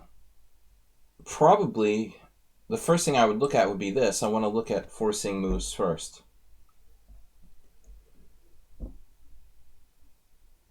But don't see a clear follow-up. And that's why Astrobate. Yubatis didn't pursue this variation. So you're saying c6. No, c6 doesn't look... It doesn't look quite right. I mean, it doesn't seem like black has any development with that bishop on c8, unable to move. I would be concerned that c6 is too early in this position. You might be able to play it later, but I would play d6 and then wait and see, you know, probably this is the right normal way to play. But b6 is interesting, you know, I don't think this is bad. White makes a mistake probably by taking, and then makes a further mistake by playing this move. And then just calmly bishop b7 and black is good. Okay, well, I'll develop my bishop to that diagonal. Who needs the other one? You know, I mean, this actually worked out conveniently. One of the more important things, we've got to keep the e5 pawn protected. Also not a problem. Yeah, and then this is a lazy move. Knight d5 is a typical lazy move. It's our pop culture having an effect on our chess games. Simplest solution will just do that. It's like destroying the environment. Basically, this is Knight d5 is like throwing, plastic bottles in the trash. Oh, screw the long term, we'll just like stop the immediate threat. I don't want to have to think about it. What tactics book has good revisions? What are you talking about? Mr. Donkey? Knight d5. Probably a further mistake no, he has no choice. His e-pawn's hanging. So this kingside pawn majority actually looks kind of dangerous. Forward, James. The e4 pawn. Finally, g3.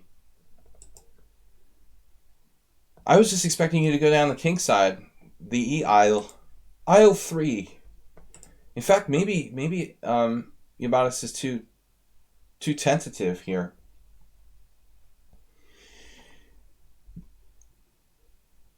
I guess I'm going with e4. Asterbate would play this position differently than Yabatis.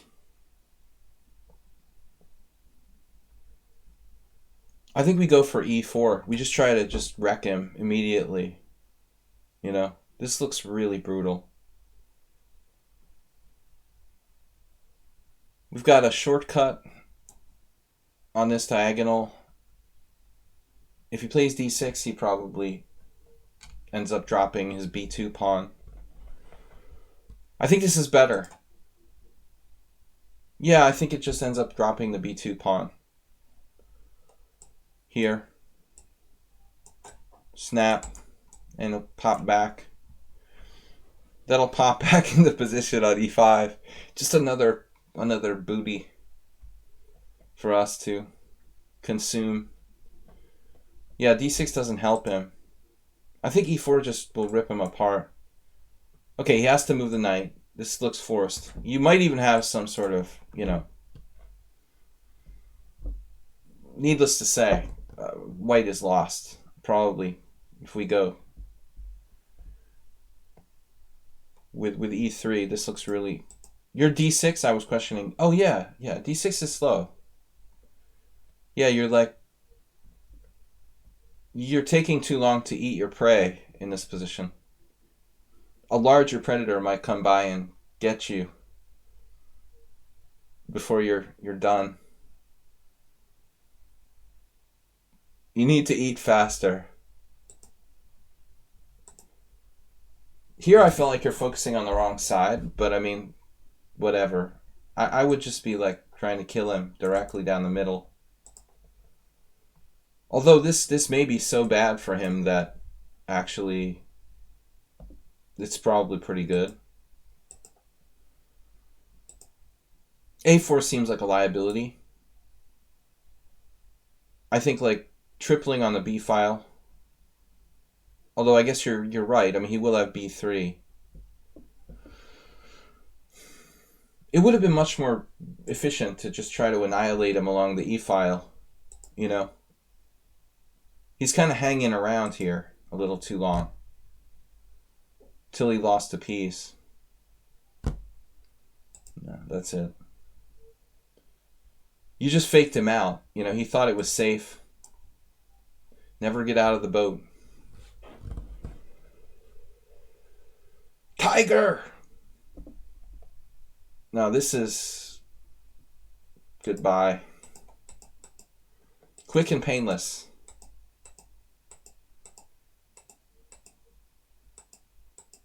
You see, like there, most of us would have been going for mate, Asterbate included, playing for mate. Now this makes sense too. You're knocking out the knight on f3, but he had time to play that.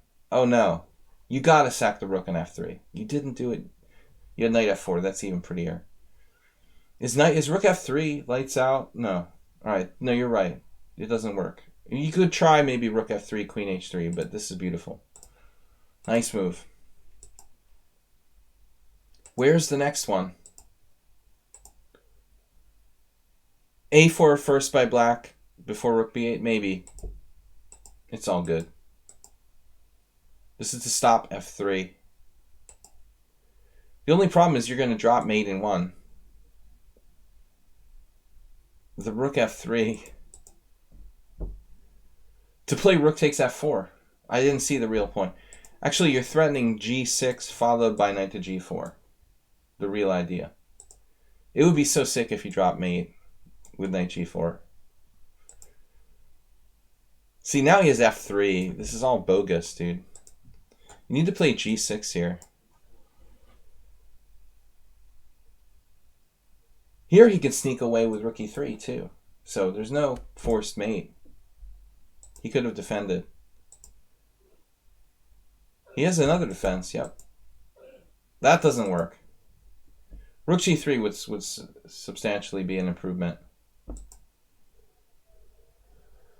I don't think the knight f6 Scandinavian is very good. I would only play that in rapid or blitz. Too many people know how to play against it. Players in general are getting better at the openings. So when you choose like an offbeat opening, you got to be very selective. Play the Mexican defense. Oh no. Play the Nimzovich. That's probably better. e4 knight c6. In the spirit of Yabatis, I would recommend playing the Nimzovich with e4 knight c6. If you look at the score on lichess Opening Explorer, I think the number one move is g6 for black winning percentage. But the moderate's pretty well known. The Nimzovich is close. One knight c6 is close to the best, and it's like significantly less well known than... I like playing knight c6. You could just play knight f3, but you don't transpose to anything. I mean, black's not going to play e5, you know? You don't play e5 and transpose to a normal opening. After knight f3, you have d6. Play d6, and there are a lot of independent variations. The other alternative is to play a weird Scandinavian with d5 after knight f3. Etienne Bacrot has played that successfully. e4 knight c6, knight f3, d5. Pawn takes d5, queen takes d5 with a knight on c6 and knight on f3. Personally, I prefer d6. Okay, thank you. We'll see the end. Mate in 1. Yabatis, okay, that was your thematic game. Another vote for knight c6. Stuk is up next. e4 knight c6, knight f3, knight f6. That's not good. That's not good. Don't listen to whatever that guy is that wrote a book on that.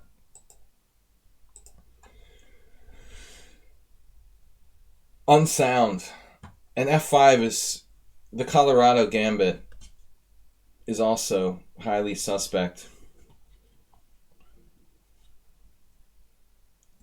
If you're going to play the Colorado Gambit, you might as well just play like e4, knight h6. My favorite move. Alright, Yabatis is done. Stuk. Stuk has political jokes. We get political jokes with our submissions. The King's Gambit has been acquitted. Let's make the King's Gambit great again. He didn't get my counter joke, though. I said, I guess the King's Gambit will always favor white players in those conditions.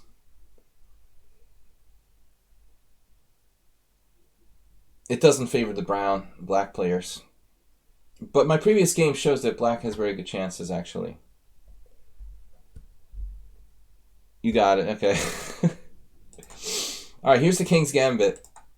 Blitz chess Anand versus Anand. Anand versus Anand. So, it's funny, I have an ongoing blitz game, not an ongoing correspondence game against Alms.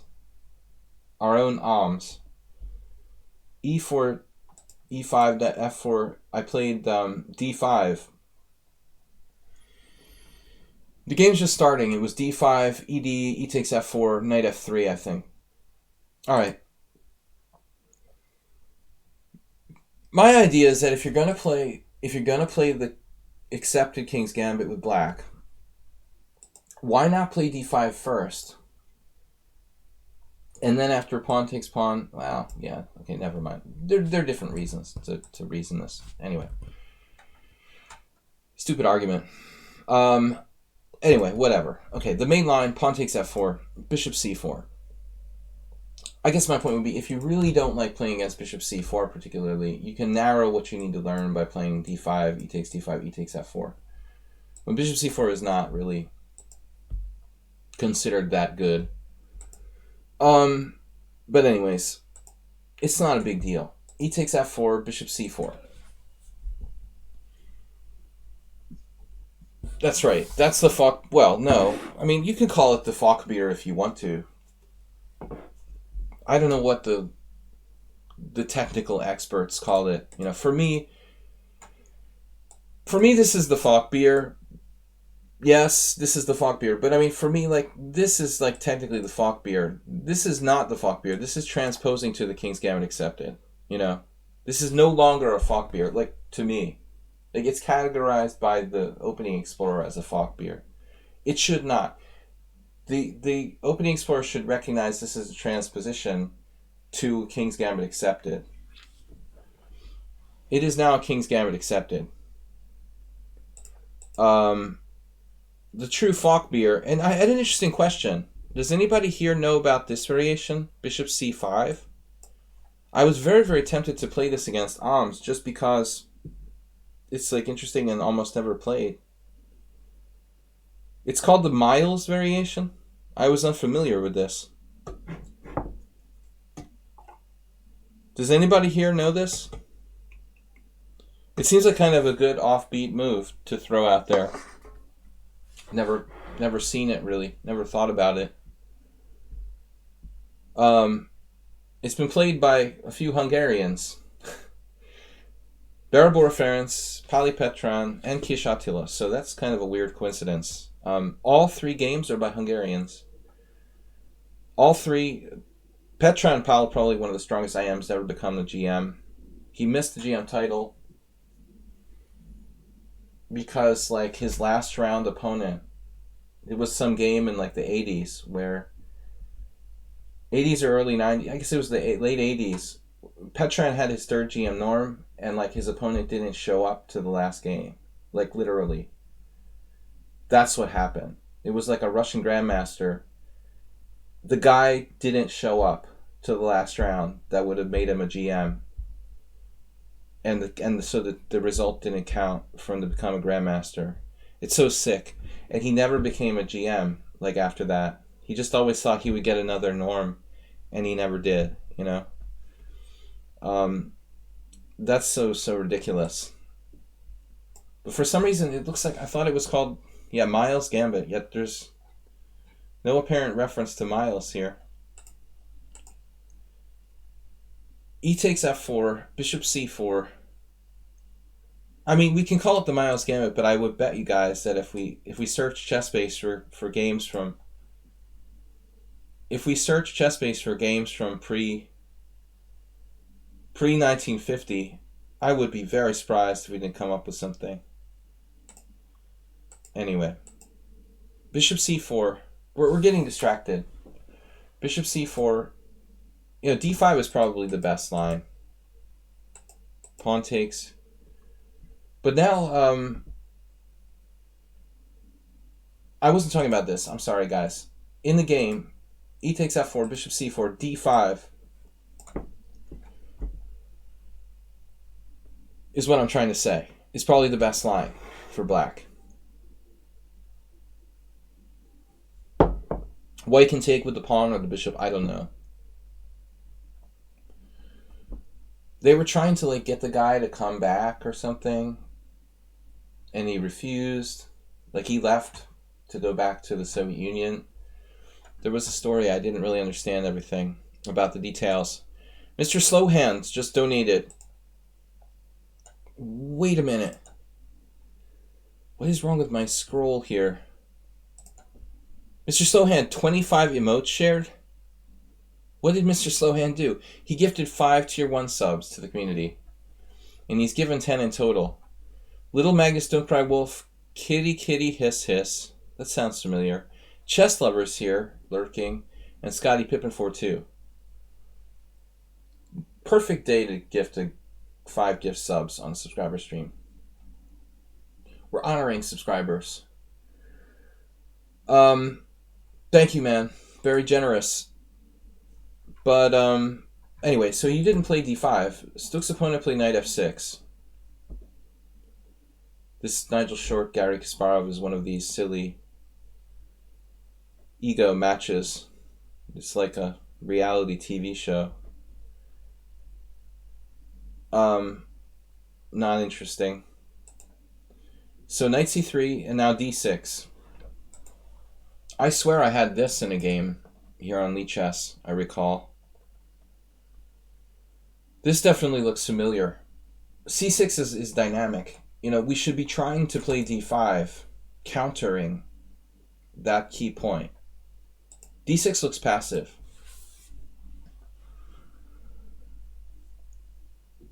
Bishop is so strong. This has gotta be a mistake. d6 has to be a mistake. If White just gets this pawn back on f4, which is likely to happen if you play too passively, he's just going to have a great position. He's just going to have destroyed the black strong point on e5 for free. I mean, basically that's what's about to happen, you know. Our position is going to suck. And I've said this like a million times, and I'm going to say it again. Most of the time, probably like 90% of the time, in e4, e5 openings, your pawn structure is going to be based with black on dark squares. Connect 4. Bishop g4 is almost always a bad move. Of course, Stook probably knows that. He's playing white here. Any French player, yeah, you meet bishop c4 with d5. But not French players like Philidor. French players who play the French defense. Okay, enough silly puns. Bishop g4 is probably queen d3. Reynaldo Vera. Queen d3 is a beautiful thing.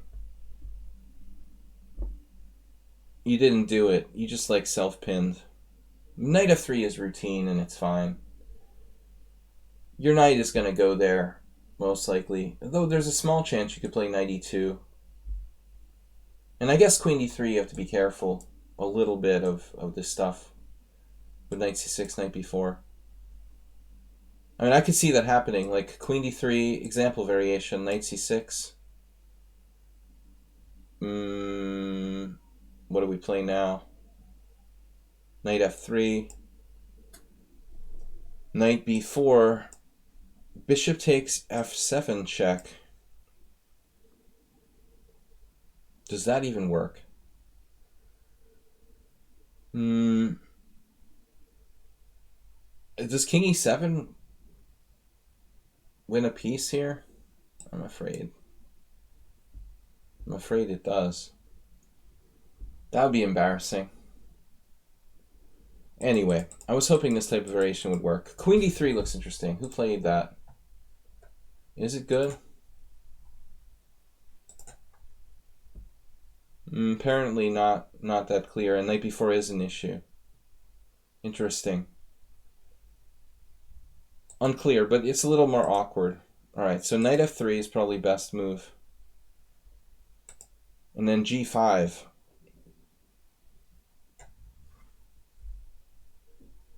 Real close to some kind of queen sacrifice. Queen d2. Yeah, queen d2. Queen d2 is not that bad.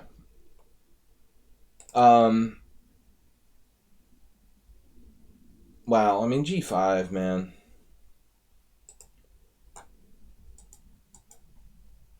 Steinitz would wreck this guy. It wouldn't even be funny. Black's position looks really fishy. Obviously h4. It's, yeah, I mean, standard. I don't see anything fancy. Just strong. You have to calculate a little bit. I was expecting black to play g takes h.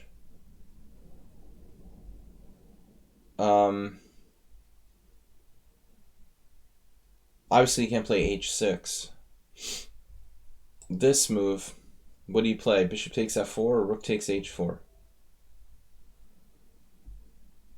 Probably they're both okay. Plus 1.9 and plus 1.3. So black tries to hold onto the pawn with bishop h6. I have a bad feeling about this. So now we're looking at hg, bishop g5, bishop f7, check. That looks pretty strong.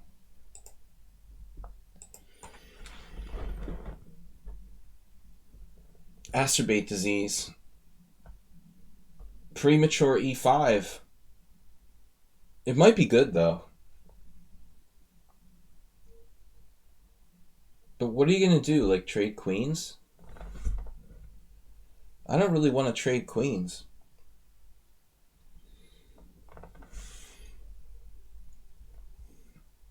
Bishop h6 isn't that bad, is it? I mean, it defends the pawn, you know.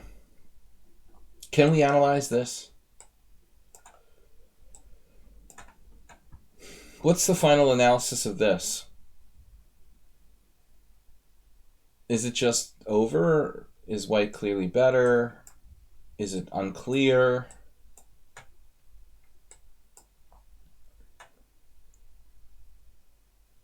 It doesn't look that clear. I'm going to guess white is actually better here. Wow, plus 3. Plus 3. Computer, needless to say, I mean, this again becomes really interesting. Much more than I thought. So e5 may be unnecessary.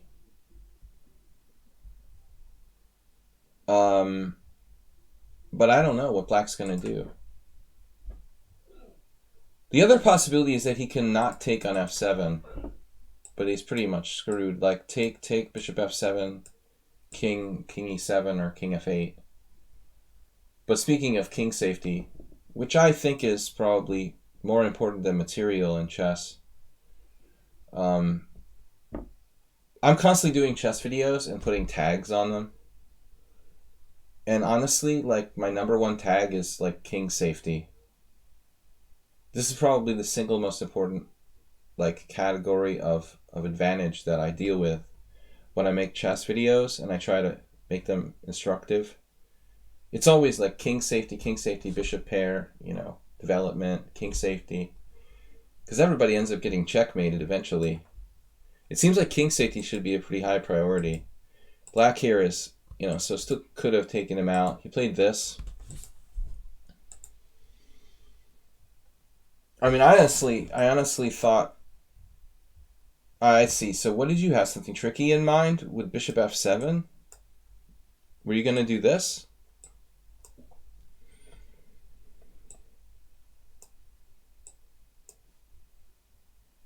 I'm curious what Stuck's idea was. I mean, you could play this way. You know, it's kind of weird, but again, white seems to have like a pretty big advantage. Wow, in this case, just a very small one. Did we make a mistake on the last move? No. So this isn't so clear. Black, e5 is a big mistake, and black's big mistake is queen e7. I'm very surprised you went for this. What's your deal? Like this? You're gonna play this? I think we messed up. e5 was acerbate, premature e5.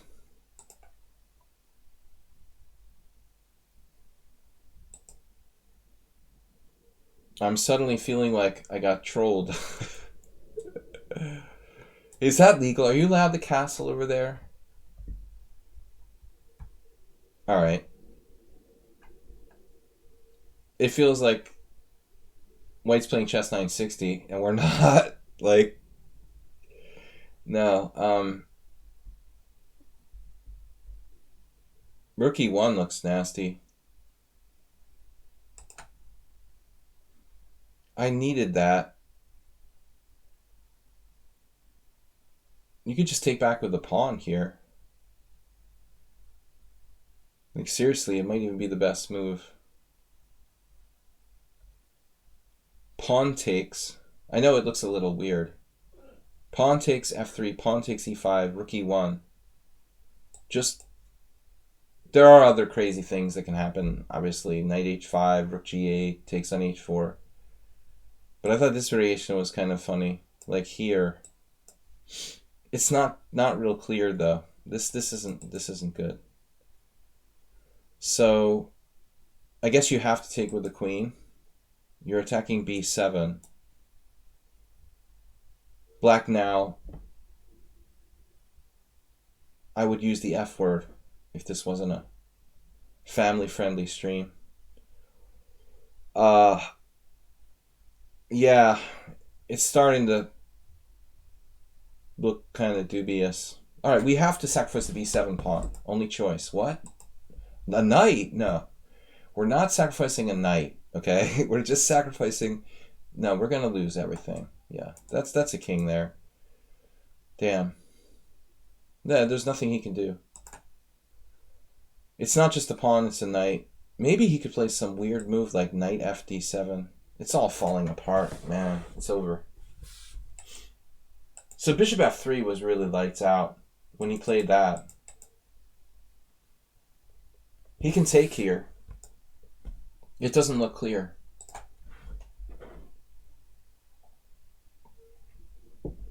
This is not 100% clear. Not. It's funny that if d e5, queen c5 check isn't the move. You have queen d4. So he's not completely dead. I mean, White's not in trouble, and he's not completely dead. Still a game, basically. This unprovoked exchange here, and he just loses a piece.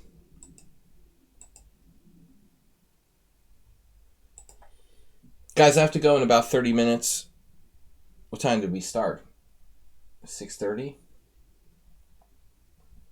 We started a little late. 6:45. 30 minutes I have. You know, dude, Stook, I tell people all the time, when you're up a piece, it's not the time to start getting fancy.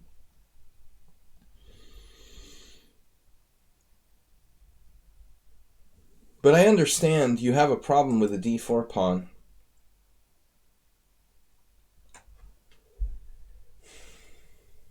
I would really do anything to find a simpler continuation here.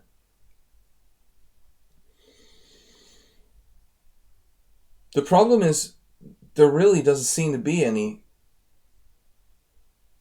convenient and simple move. Like, I guess rook to d1, you know. We don't really like it, but hey, it's opposite as king. It's getting off the e-file, though. Black is losing. You know, this is a wild move.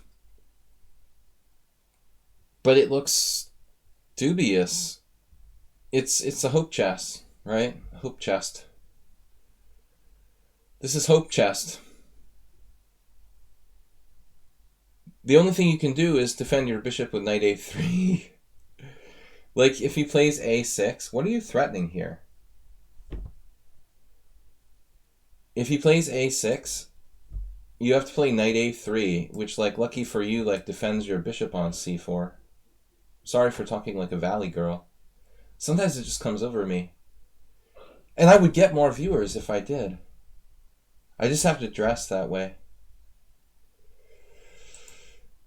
Saying like all the time. I'm not even Californian. No, a6 Dude, what are you gonna do? Yeah, queen f2 is a sensible move. It's probably like... The problem with queen f2, I was thinking, would be that it lets up on g4, so you could actually play like g4. The nice thing about queen on f3 is that it keeps him from pushing that pawn. You'll just eat it if he plays that. Actually, maybe not. This is a threat because queen g4 is check now. It's a check.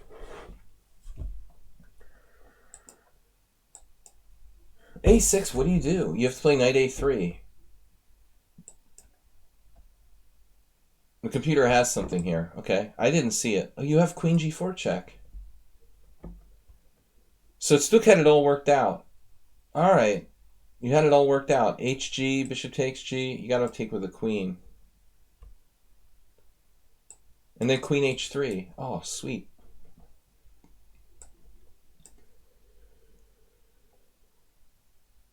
You're gonna overload him on d6. Sweet, sweet. So this is better than I thought. I thought that white didn't have a threat, but you do.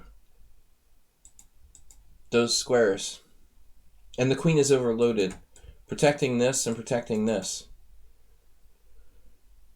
The king can go to d8, but it's not enough. So a6 isn't anything. Black is in really bad shape. That's much worse than I thought. So this ends up being a really strong move.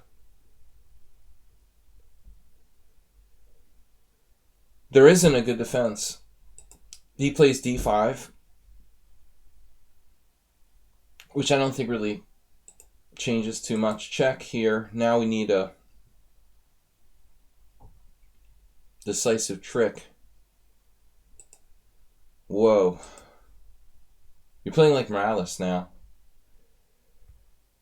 Feels like there's something here. What is it, though? H takes G. You could play H takes G first. And then he takes with the queen. And there would be big threats. White's probably losing. After H takes G, queen takes G5, queen G5, bishop G5, knight D6, threatening knight F7. He's able to save his pieces, probably winning, ultimately. But this is even more brutal. Rook E5, take one. That one loses that one. Alright, so if we're going to take one, take the other one. Take the one on C4. H takes G5 is just brutal. So he walks out in the center. I don't think I want to go king E7. King C7. On rook C5 check, you have knight C6. This seems more dangerous to go here for me. Yeah. It doesn't matter though. White's winning.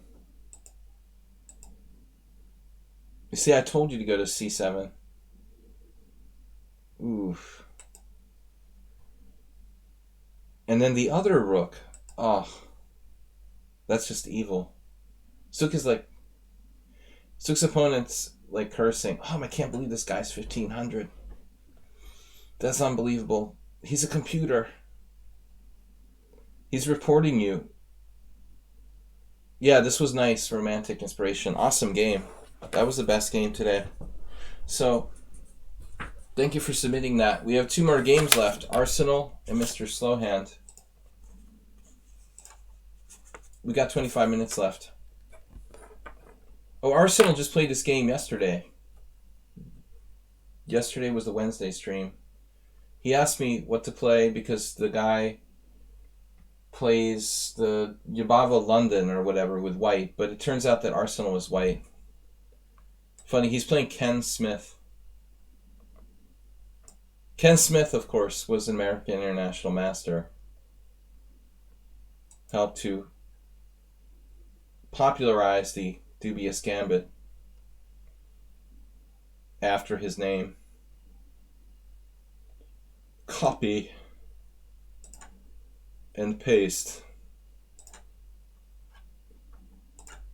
So actually, Arsenal fan, I played the Alyakin in fun games. And he's played this four pawns attack against me.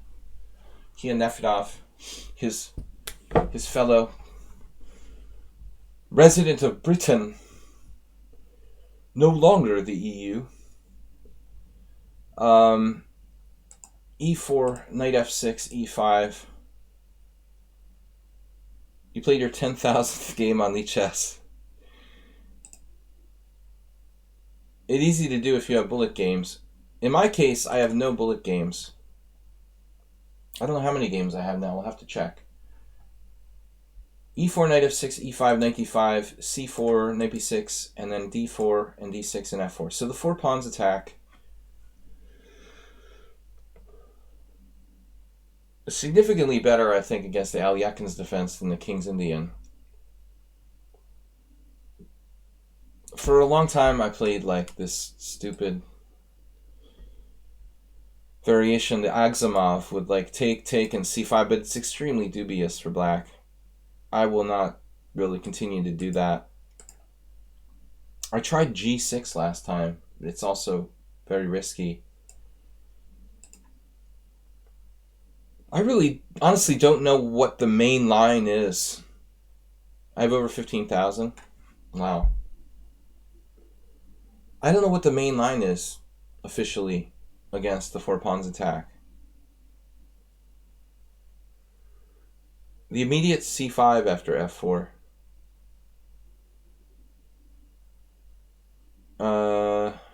White would probably just take.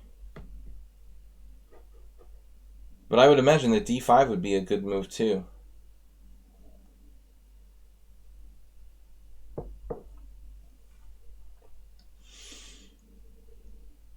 But maybe c5. I mean, obviously the endgame after takes, queen d8, king d8 is better for white. But it may not be that much better. That's interesting. So, to get off track here for a second, this crazy suggestion has been played by Holy Woly and the Argentine I am. But Holy Woly's been known to play a lot of very dubious things. He's Australian. And also was a big friend with Tony Miles. He obviously rubbed off on him. This, funny, everyone played e6, but what about d5? I mean, that would...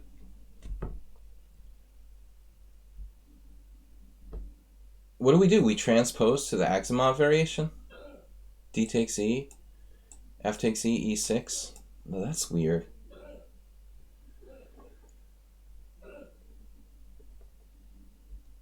This sucks for black, I can tell you from experience.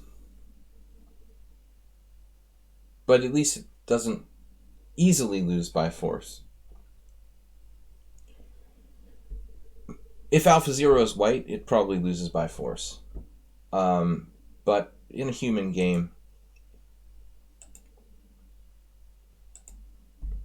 So e6 becomes the question. Would this be playable? Looks dubious.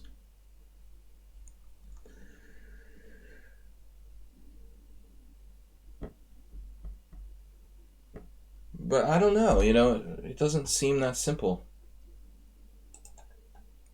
It's curious. It's curious. It's not that bad. Interestingly here, the engine actually suggests g6,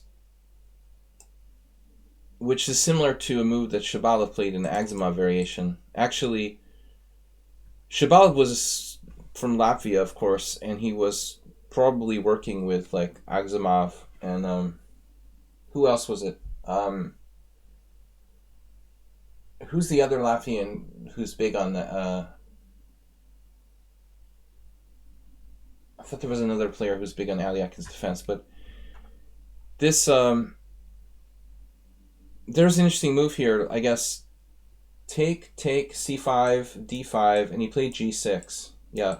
So this is like, maybe it's a game here. I thought Shabalov played this. Maybe I'm wrong. I'm not certain. This ratings are wrong for the first game. Black is a 2200. That game shouldn't be first on the list. There's no Shabalov game that I can see. I tried to play this. This got killed. Yeah, this looks bad. But I don't know what else to recommend. It looked like after this is the only other move. I thought there was a Shaba game here. Very dubious for black, but better than e6. Wait a minute, let's go a step further. e6, knight c3, maybe here he tried it. g6 now. Nah, that's just like really bad. I don't know. Anyways, this is an interesting question. You know, playing c5 immediately. So how bad is this ending? These guys actually played this. This is absurd. Black lost every game. cd6, ed6, ed6, queen f6 is the engine suggestion here, oddly. Theoretical novelty. And we're only a pawn down, if we're lucky. That's fine for like a blitz tournament, you know. Even in rapid, it's dubious. But why can't we just take back? How bad is this? It's worse than I thought. It's still got to be the best try, though. I mean, at least you're not losing out of hand. This has got to be better than that mental stuff they did. There's like a 1% chance to get a draw against the title player here. Anyways, so that's the refutation. Alright, so this is Arsenal's game. f4, de5, fe5. Oh, the guy did do it. He actually played the Aximov variation. And I must have played this against Arsenal, and Arsenal must have seen this in the stream. I can't believe that he didn't know this. I hadn't played it in a while, but I've played a number of games with this. And Arsenal must have been tuned in. He really should have known this. This is just lack of opening knowledge punishing you. You've got to play d5 there. So Arsenal just loses all his opening advantage in one move. Going into an endgame. And oddly, like this happened in a game, black played knight a4. And black plays a completely random move, bishop g4 check.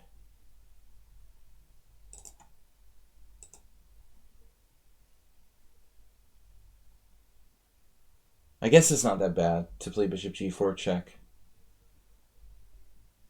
For some reason, I feel like white should play bishop e2, but that will drop the pawn on c4.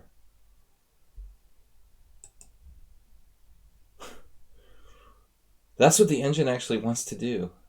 This is crazy. Do you think the computer is going to go e6? Like bishop e2, king e2, knight c4, e6? With the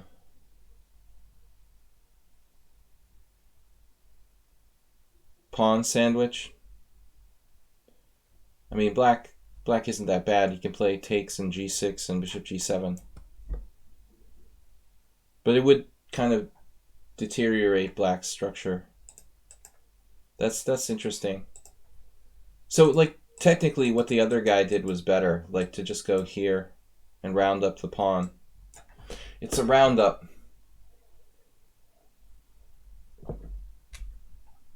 Bishop g4, though. You know, hard to refute that. Okay, this is a normal move. But we're picking up one of these guys. So black is Black is better. I mean, black will probably get one and the other will remain weak for the rest of the game.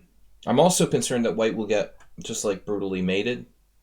Sometimes these queenless middle games can be extremely dangerous for an uncastled king. With the knights having access to d4 and c and b4, I think that white king is not safe.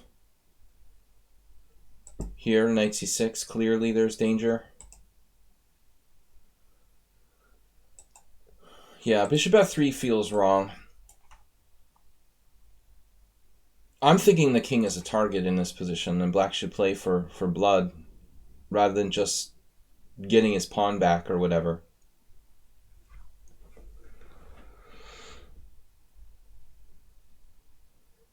You hear the kashing sound when black plays bishop takes f3 in the background? Can somebody get me a cash register? He's cashing in unnecessarily. I really like this bishop. And the other thing is, I'm really concerned that that white squared bishop could become pretty strong. Maybe not. Realistically, maybe not. I guess this isn't a bad move, but I think there's better. We ought to go looking for better. Arsenal is, where is he going to put his king? If bishop f5 check, you're going to go, yeah, this is over the board. I like black here. Big time. It's probably like plus 1.5 or something. Let's see. Click. Click were plus 1.8 for black with bishop f5 check. That's the problem. He's like not ambitious enough.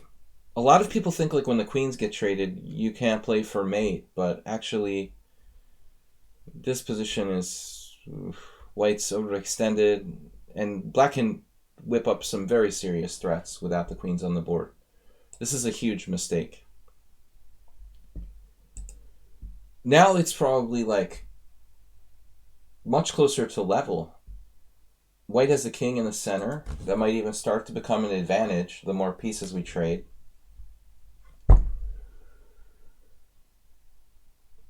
White squares are like fairly safe. I still like black, but not anywhere near what I did. Black's advantage is probably like less than a pawn now. Yeah, white's bishop pair, you know, it's a little bit restricted, you know, by these wonderful pawns on e5, c4, and c5. There's not a whole lot it can do. The c5 pawn's going, so it's a queenside majority of 3 against 2. Yes, I could see black misplaying this position, and in a perfect world, white's bishop pair and queenside majority will rule the day, but I don't think that should happen here. Now it's like spooky. Speaking of spooky squares. Like, would it be better to just take this pawn? Just asking. Nothing can threaten the knights. They're perfectly aligned here. We have control of b4, d4. We can castle either way, depending on the circumstances. This is, you know, e6 will come in due time, but e6 isn't necessary right away. Now you better take. Wrong way. This is a natural sort of move. I mean, maybe it's okay, but I don't like the look of this, you know. And also, there's this issue. So seriously, if we play this first, and then white plays knight c3, like, what if we just castled? You guys about the queenside majority have some... You have some things, but they're knight d4 very disruptive problems that can face white here. So black played a little too a little too routinely. E6, knight c3, bishop c5. Routine move again. I mean, well, we need to develop our bishop, so we'll go there.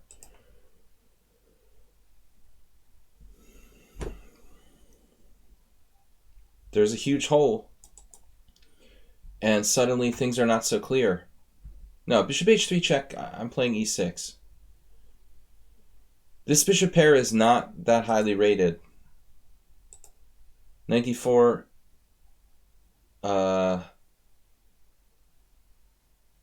Wait a minute. Yeah, see? Another bad move. Now black's nearly losing material.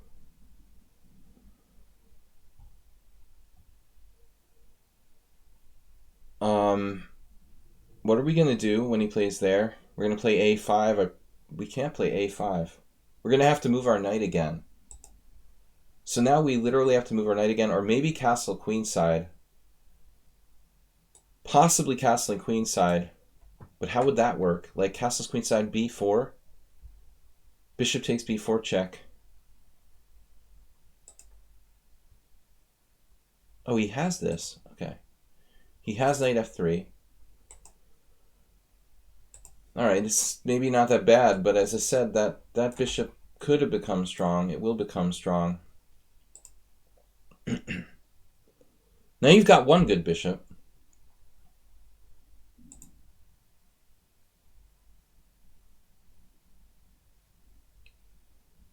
Reminds me of a game one of my teammates lost 2 years ago.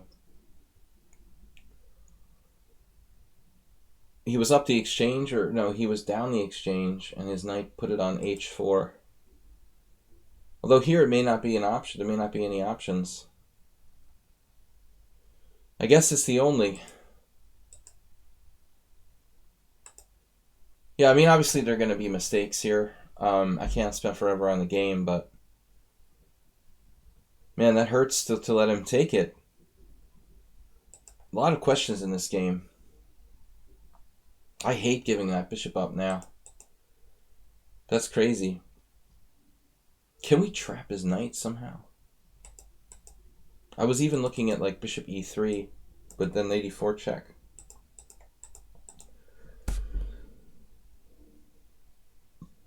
Position change hands a lot. The advantage change hands a lot. White's probably still okay, even though he's down a pawn temporarily. King position, queenside majority. Yeah, it's okay. Black's very passive here. I'm not really enjoying this necessarily for black anymore.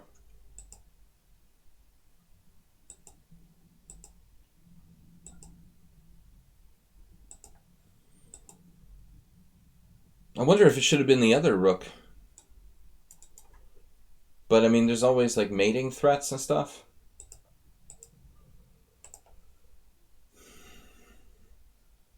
Alright, you're right. You're right.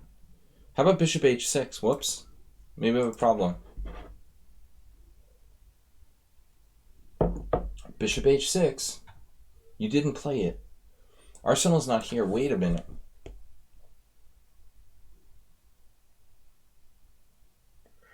Well, then he has takes on e5.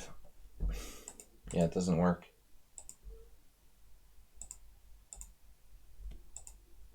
Black's got plenty now. Man. This advantage has changed hands so many times. Black's clearly better again. But still, it's not easy at all. Active king, better minor piece. If it's one pawn, I say it's a draw. 2 pawns, black with very good technique should win this position. Rook d6 was a good move. Now rook b7. Rook b8, I mean. Rook b8. What do you do? Must have been time pressure. The b7 just falls with check. Everything's falling. h7, a7. White might be winning now. after rook b8. I think he's winning. It's unbelievable. Suddenly the a-pawn's going to like win the game with the bishop versus knight. The queenside majority, you guys. Exactly what we talked about. Bishop, queenside majority. This is actually going to happen if he finds rook b8 here. That's sick. Black looked good to you almost all the time except now. Well, he did look good to me. I agree. So this move now. a5 was a terrible blunder. Just terrible. And here we go again. Apparently black has some sort of tactical defense here. I don't see it. Still clear advantage. You get the b pawn. Alright, well, I mean, we can't lose both queenside pawns. We can't even afford to have this. This one alone is dangerous enough. So we can check and play a6 and try to hold on. This is the only option. Whatever move black, whatever white plays here, a6.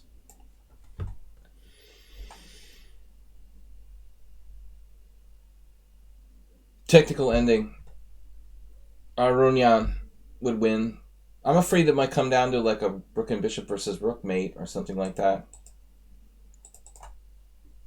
I gotta go soon, guys, so we're gonna go through the end here a little faster. Rook d7, rook b7, and then e5, and probably should just play rook takes a7. The two connectors should win on them almost automatically. Rook takes a7, maybe, I don't know. Rook b8, you have bishop e1. It should win automatically. I would just play takes.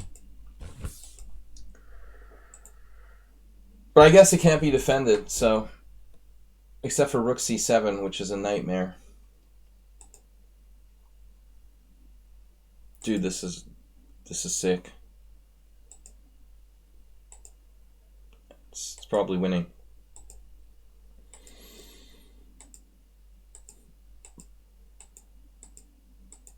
Two pawns are too strong. So whoever said the queenside majority was foreshadowing the result of the game, it was a mess. This was a very, very sloppy game. But interesting nevertheless. Congratulations to Arsenal fan. And our last game for day, Mr. Slowhand, who donated 5 gift subs to the... Next week, you gift subs can submit games. If you want to analyze for this... Actually, next week you can't because I won't be streaming next week. I have a tournament coming up next week. Is that right? My tournament starts next Thursday. I probably won't be streaming next week. We might miss a subscriber stream or two. Alright. I will keep you posted. Not until next Thursday will any streams be canceled. This is Mr. Slowhand playing black against me. I hate when people submit games against me. I agreed to play as an international master in an IM tournament in Budapest. I'm getting paid an appearance fee, not much. No money worth mentioning, but I don't know. The organizer's a friend of mine. He kind of asked me to play. He needed a player, and it's good for me to play. But it's not bad conditions. The tournament venue is okay. I'm going to play a bunch of players, averaging at least close to my rating. Okay, so this is... I'm white against Mr. Slowhand. The average rating should be maybe a little bit below 2,300. Free drinks and cookies. Maybe even sandwiches.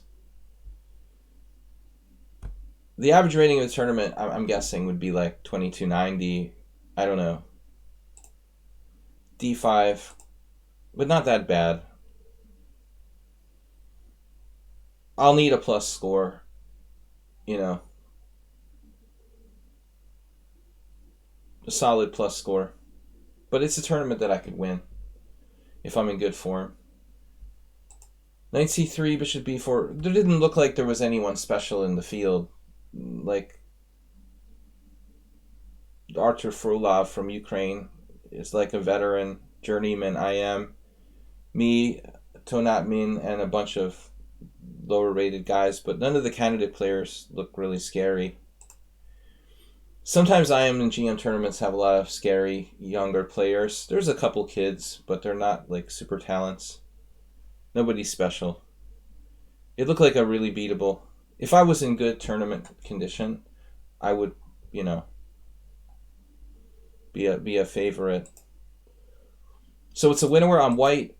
c5, a3, bishop c3, bc3, queen a5. And so the last time I played this position was in Foxwoods Open. I think it was around 2005, but I'm not sure. The last time, it might have even been earlier. I played with my friend Grandmaster Ildar Ibragimov. I don't remember exactly the move order. I'm pretty sure I played bishop d2 because there aren't a lot of moves in this position. And I think he played queen a4. But I'm even not certain about that. All I remember is that I played queen g4 and he played king f8. So I think it was the same line. Queen a4, queen g4, king f8. And then all I remember is that I played like a psycho and I tried to do everything to attack him, and he ended up like running his king away to the other side of the board. And I just lost. But unfortunately, my theoretical knowledge here is basically non-existent. It was non-existent when I played with Ildar, but for some reason, you think like Spassky would play king d1. I don't know the theory here, and you just can't be playing this stuff without knowing the theory.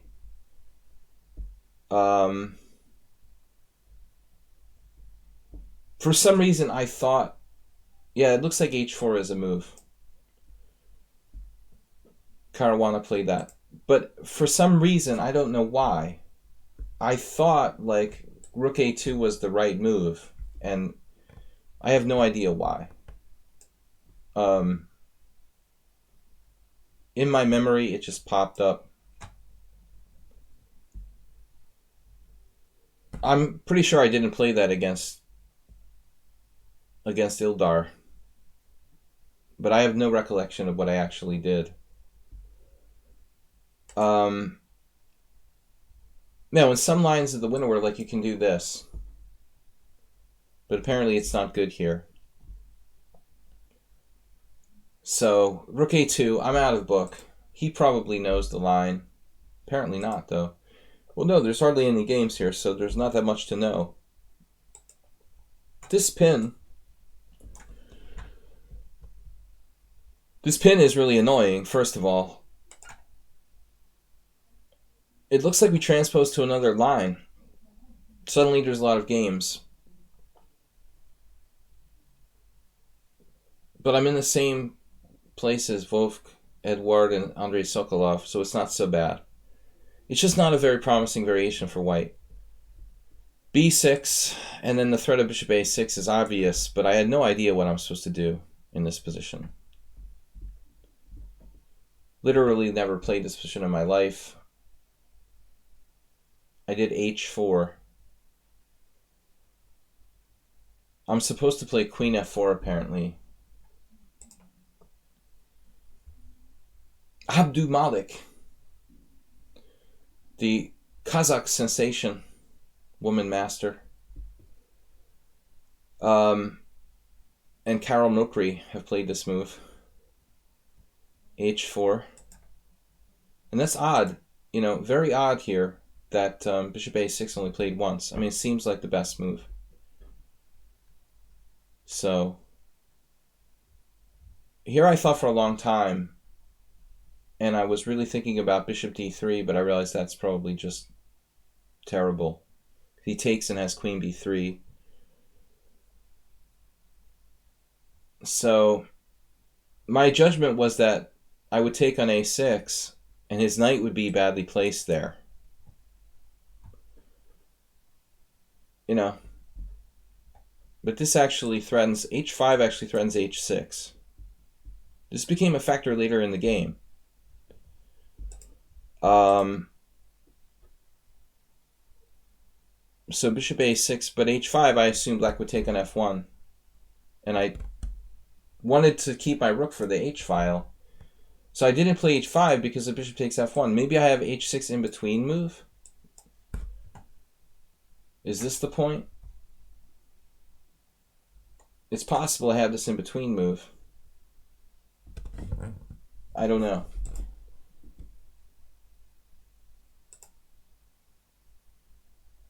Because this one player played h6 here, but bishop f1's a better move.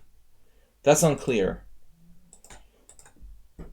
So I just took, and this mobilizes the development. I mean, he's getting the rook to c8 a little quicker, and I castled. I didn't want my king trapped in the middle of the board, and I don't have an attack. So white's just like, I thought white's just worse, honestly. I expected him to play h6 here. Move 11, subscribed, again. One of our founders, no? 32 months, on a 32-month streak. Doesn't that make you one of the founders, Move 11?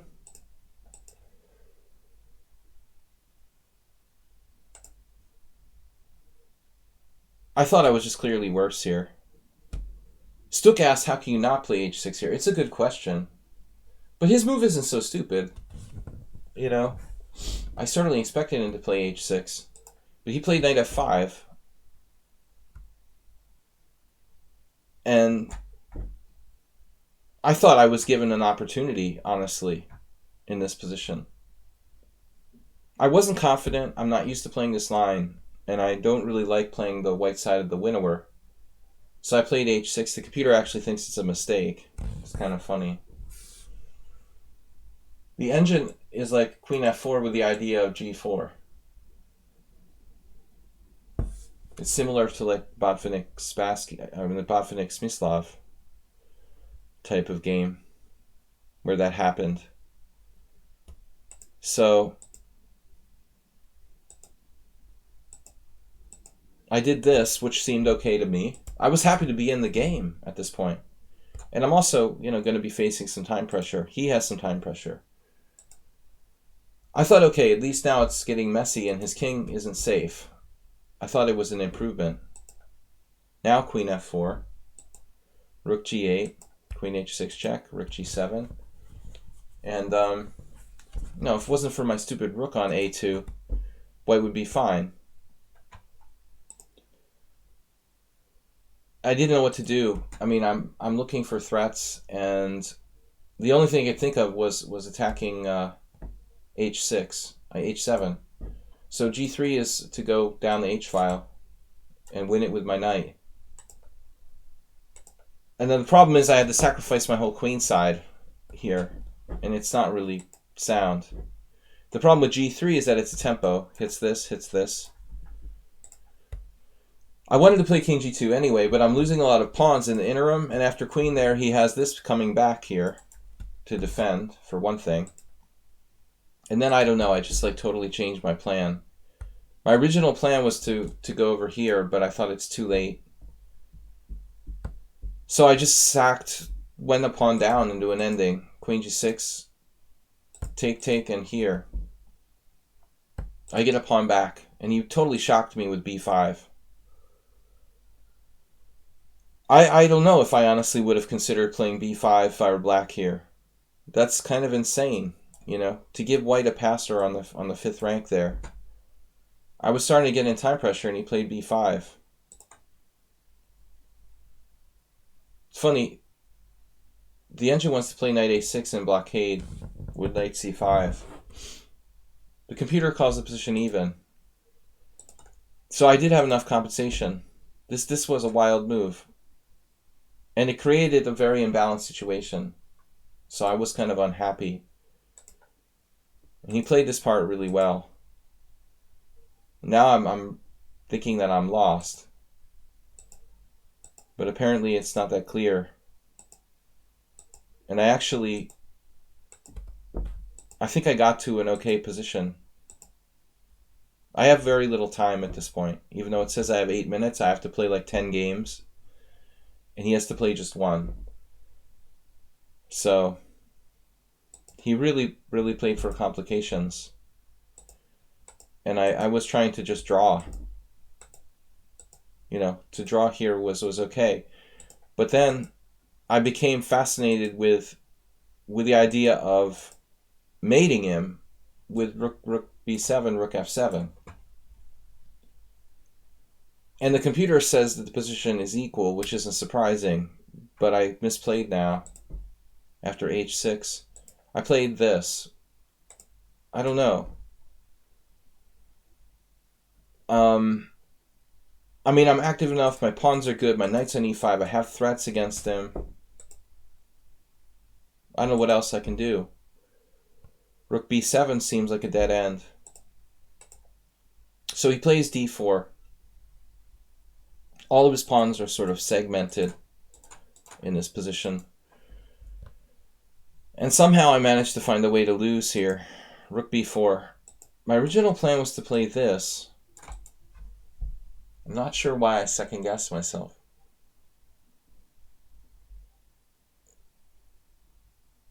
Because the obvious plan is rook d8, rook d7, rook f7 mate. And I could sneak in there with rook d8, right? Okay. Yeah, knight d5 and he's on the f-pawn. There was a problem. That was what I wanted to do. But I realized he had knight d5.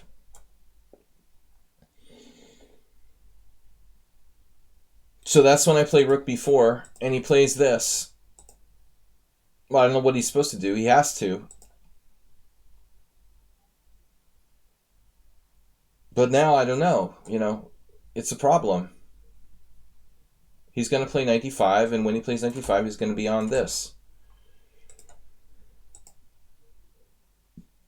And apparently it's a draw, but I was down to 6 minutes, and I was afraid to move my king up. Like, the engine is saying I have to move my king up because of d2 check.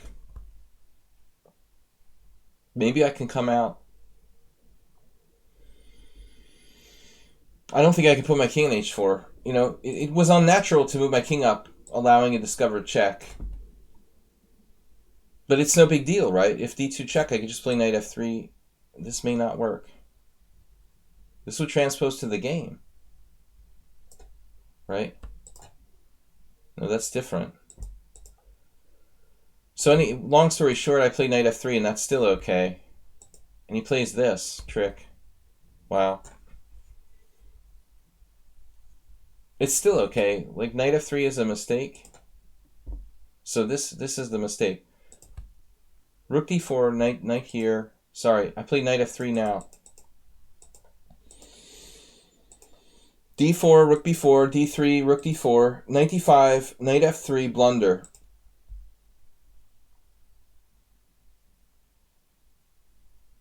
So there's only one move. I mean, he's threatening knight takes f4 check with a winning position. So there was a problem with king f3. d2 check. And I guess more or less the same problem. But I didn't appreciate this move can hold. If d2 check, knight f3. That's the point.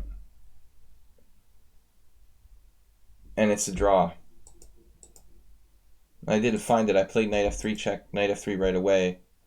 Wait, this is not the game. We keep going this line by mistake. So rook d4, knight d5, knight f3 immediately. And then this. Well, I saw it, but apparently I'm drawing even here. Oh my god. Let me see this. So knight d5, knight f3, knight e3, King G3. I thought I was just lost. Wow. That's crazy. I thought I was just lost here. Apparently he has some insane move, H5. And that's his only chance to win. But it's probably some study-like draw. That's crazy. So he plays this, and I played G5 check, which loses. I thought I was lost already. This is crazy. So knight d2.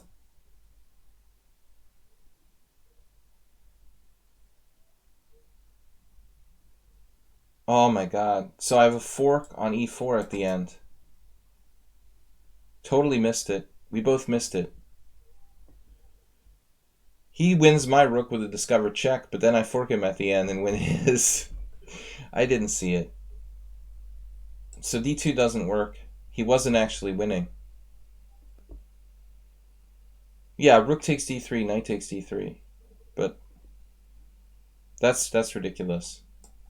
So d2. Obviously, rook takes knight f1 check.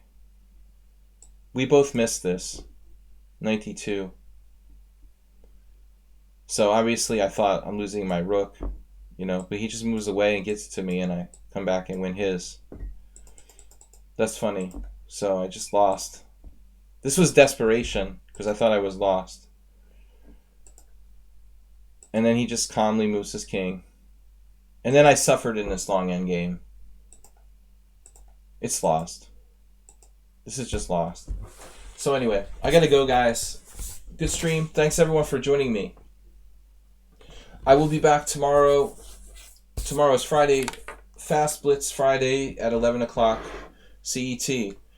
Yeah, H5, it still looks like a draw, move 11. Based on the evaluation and the material on board, I would think that weird H5 move. It frees up the F5 square for a fork.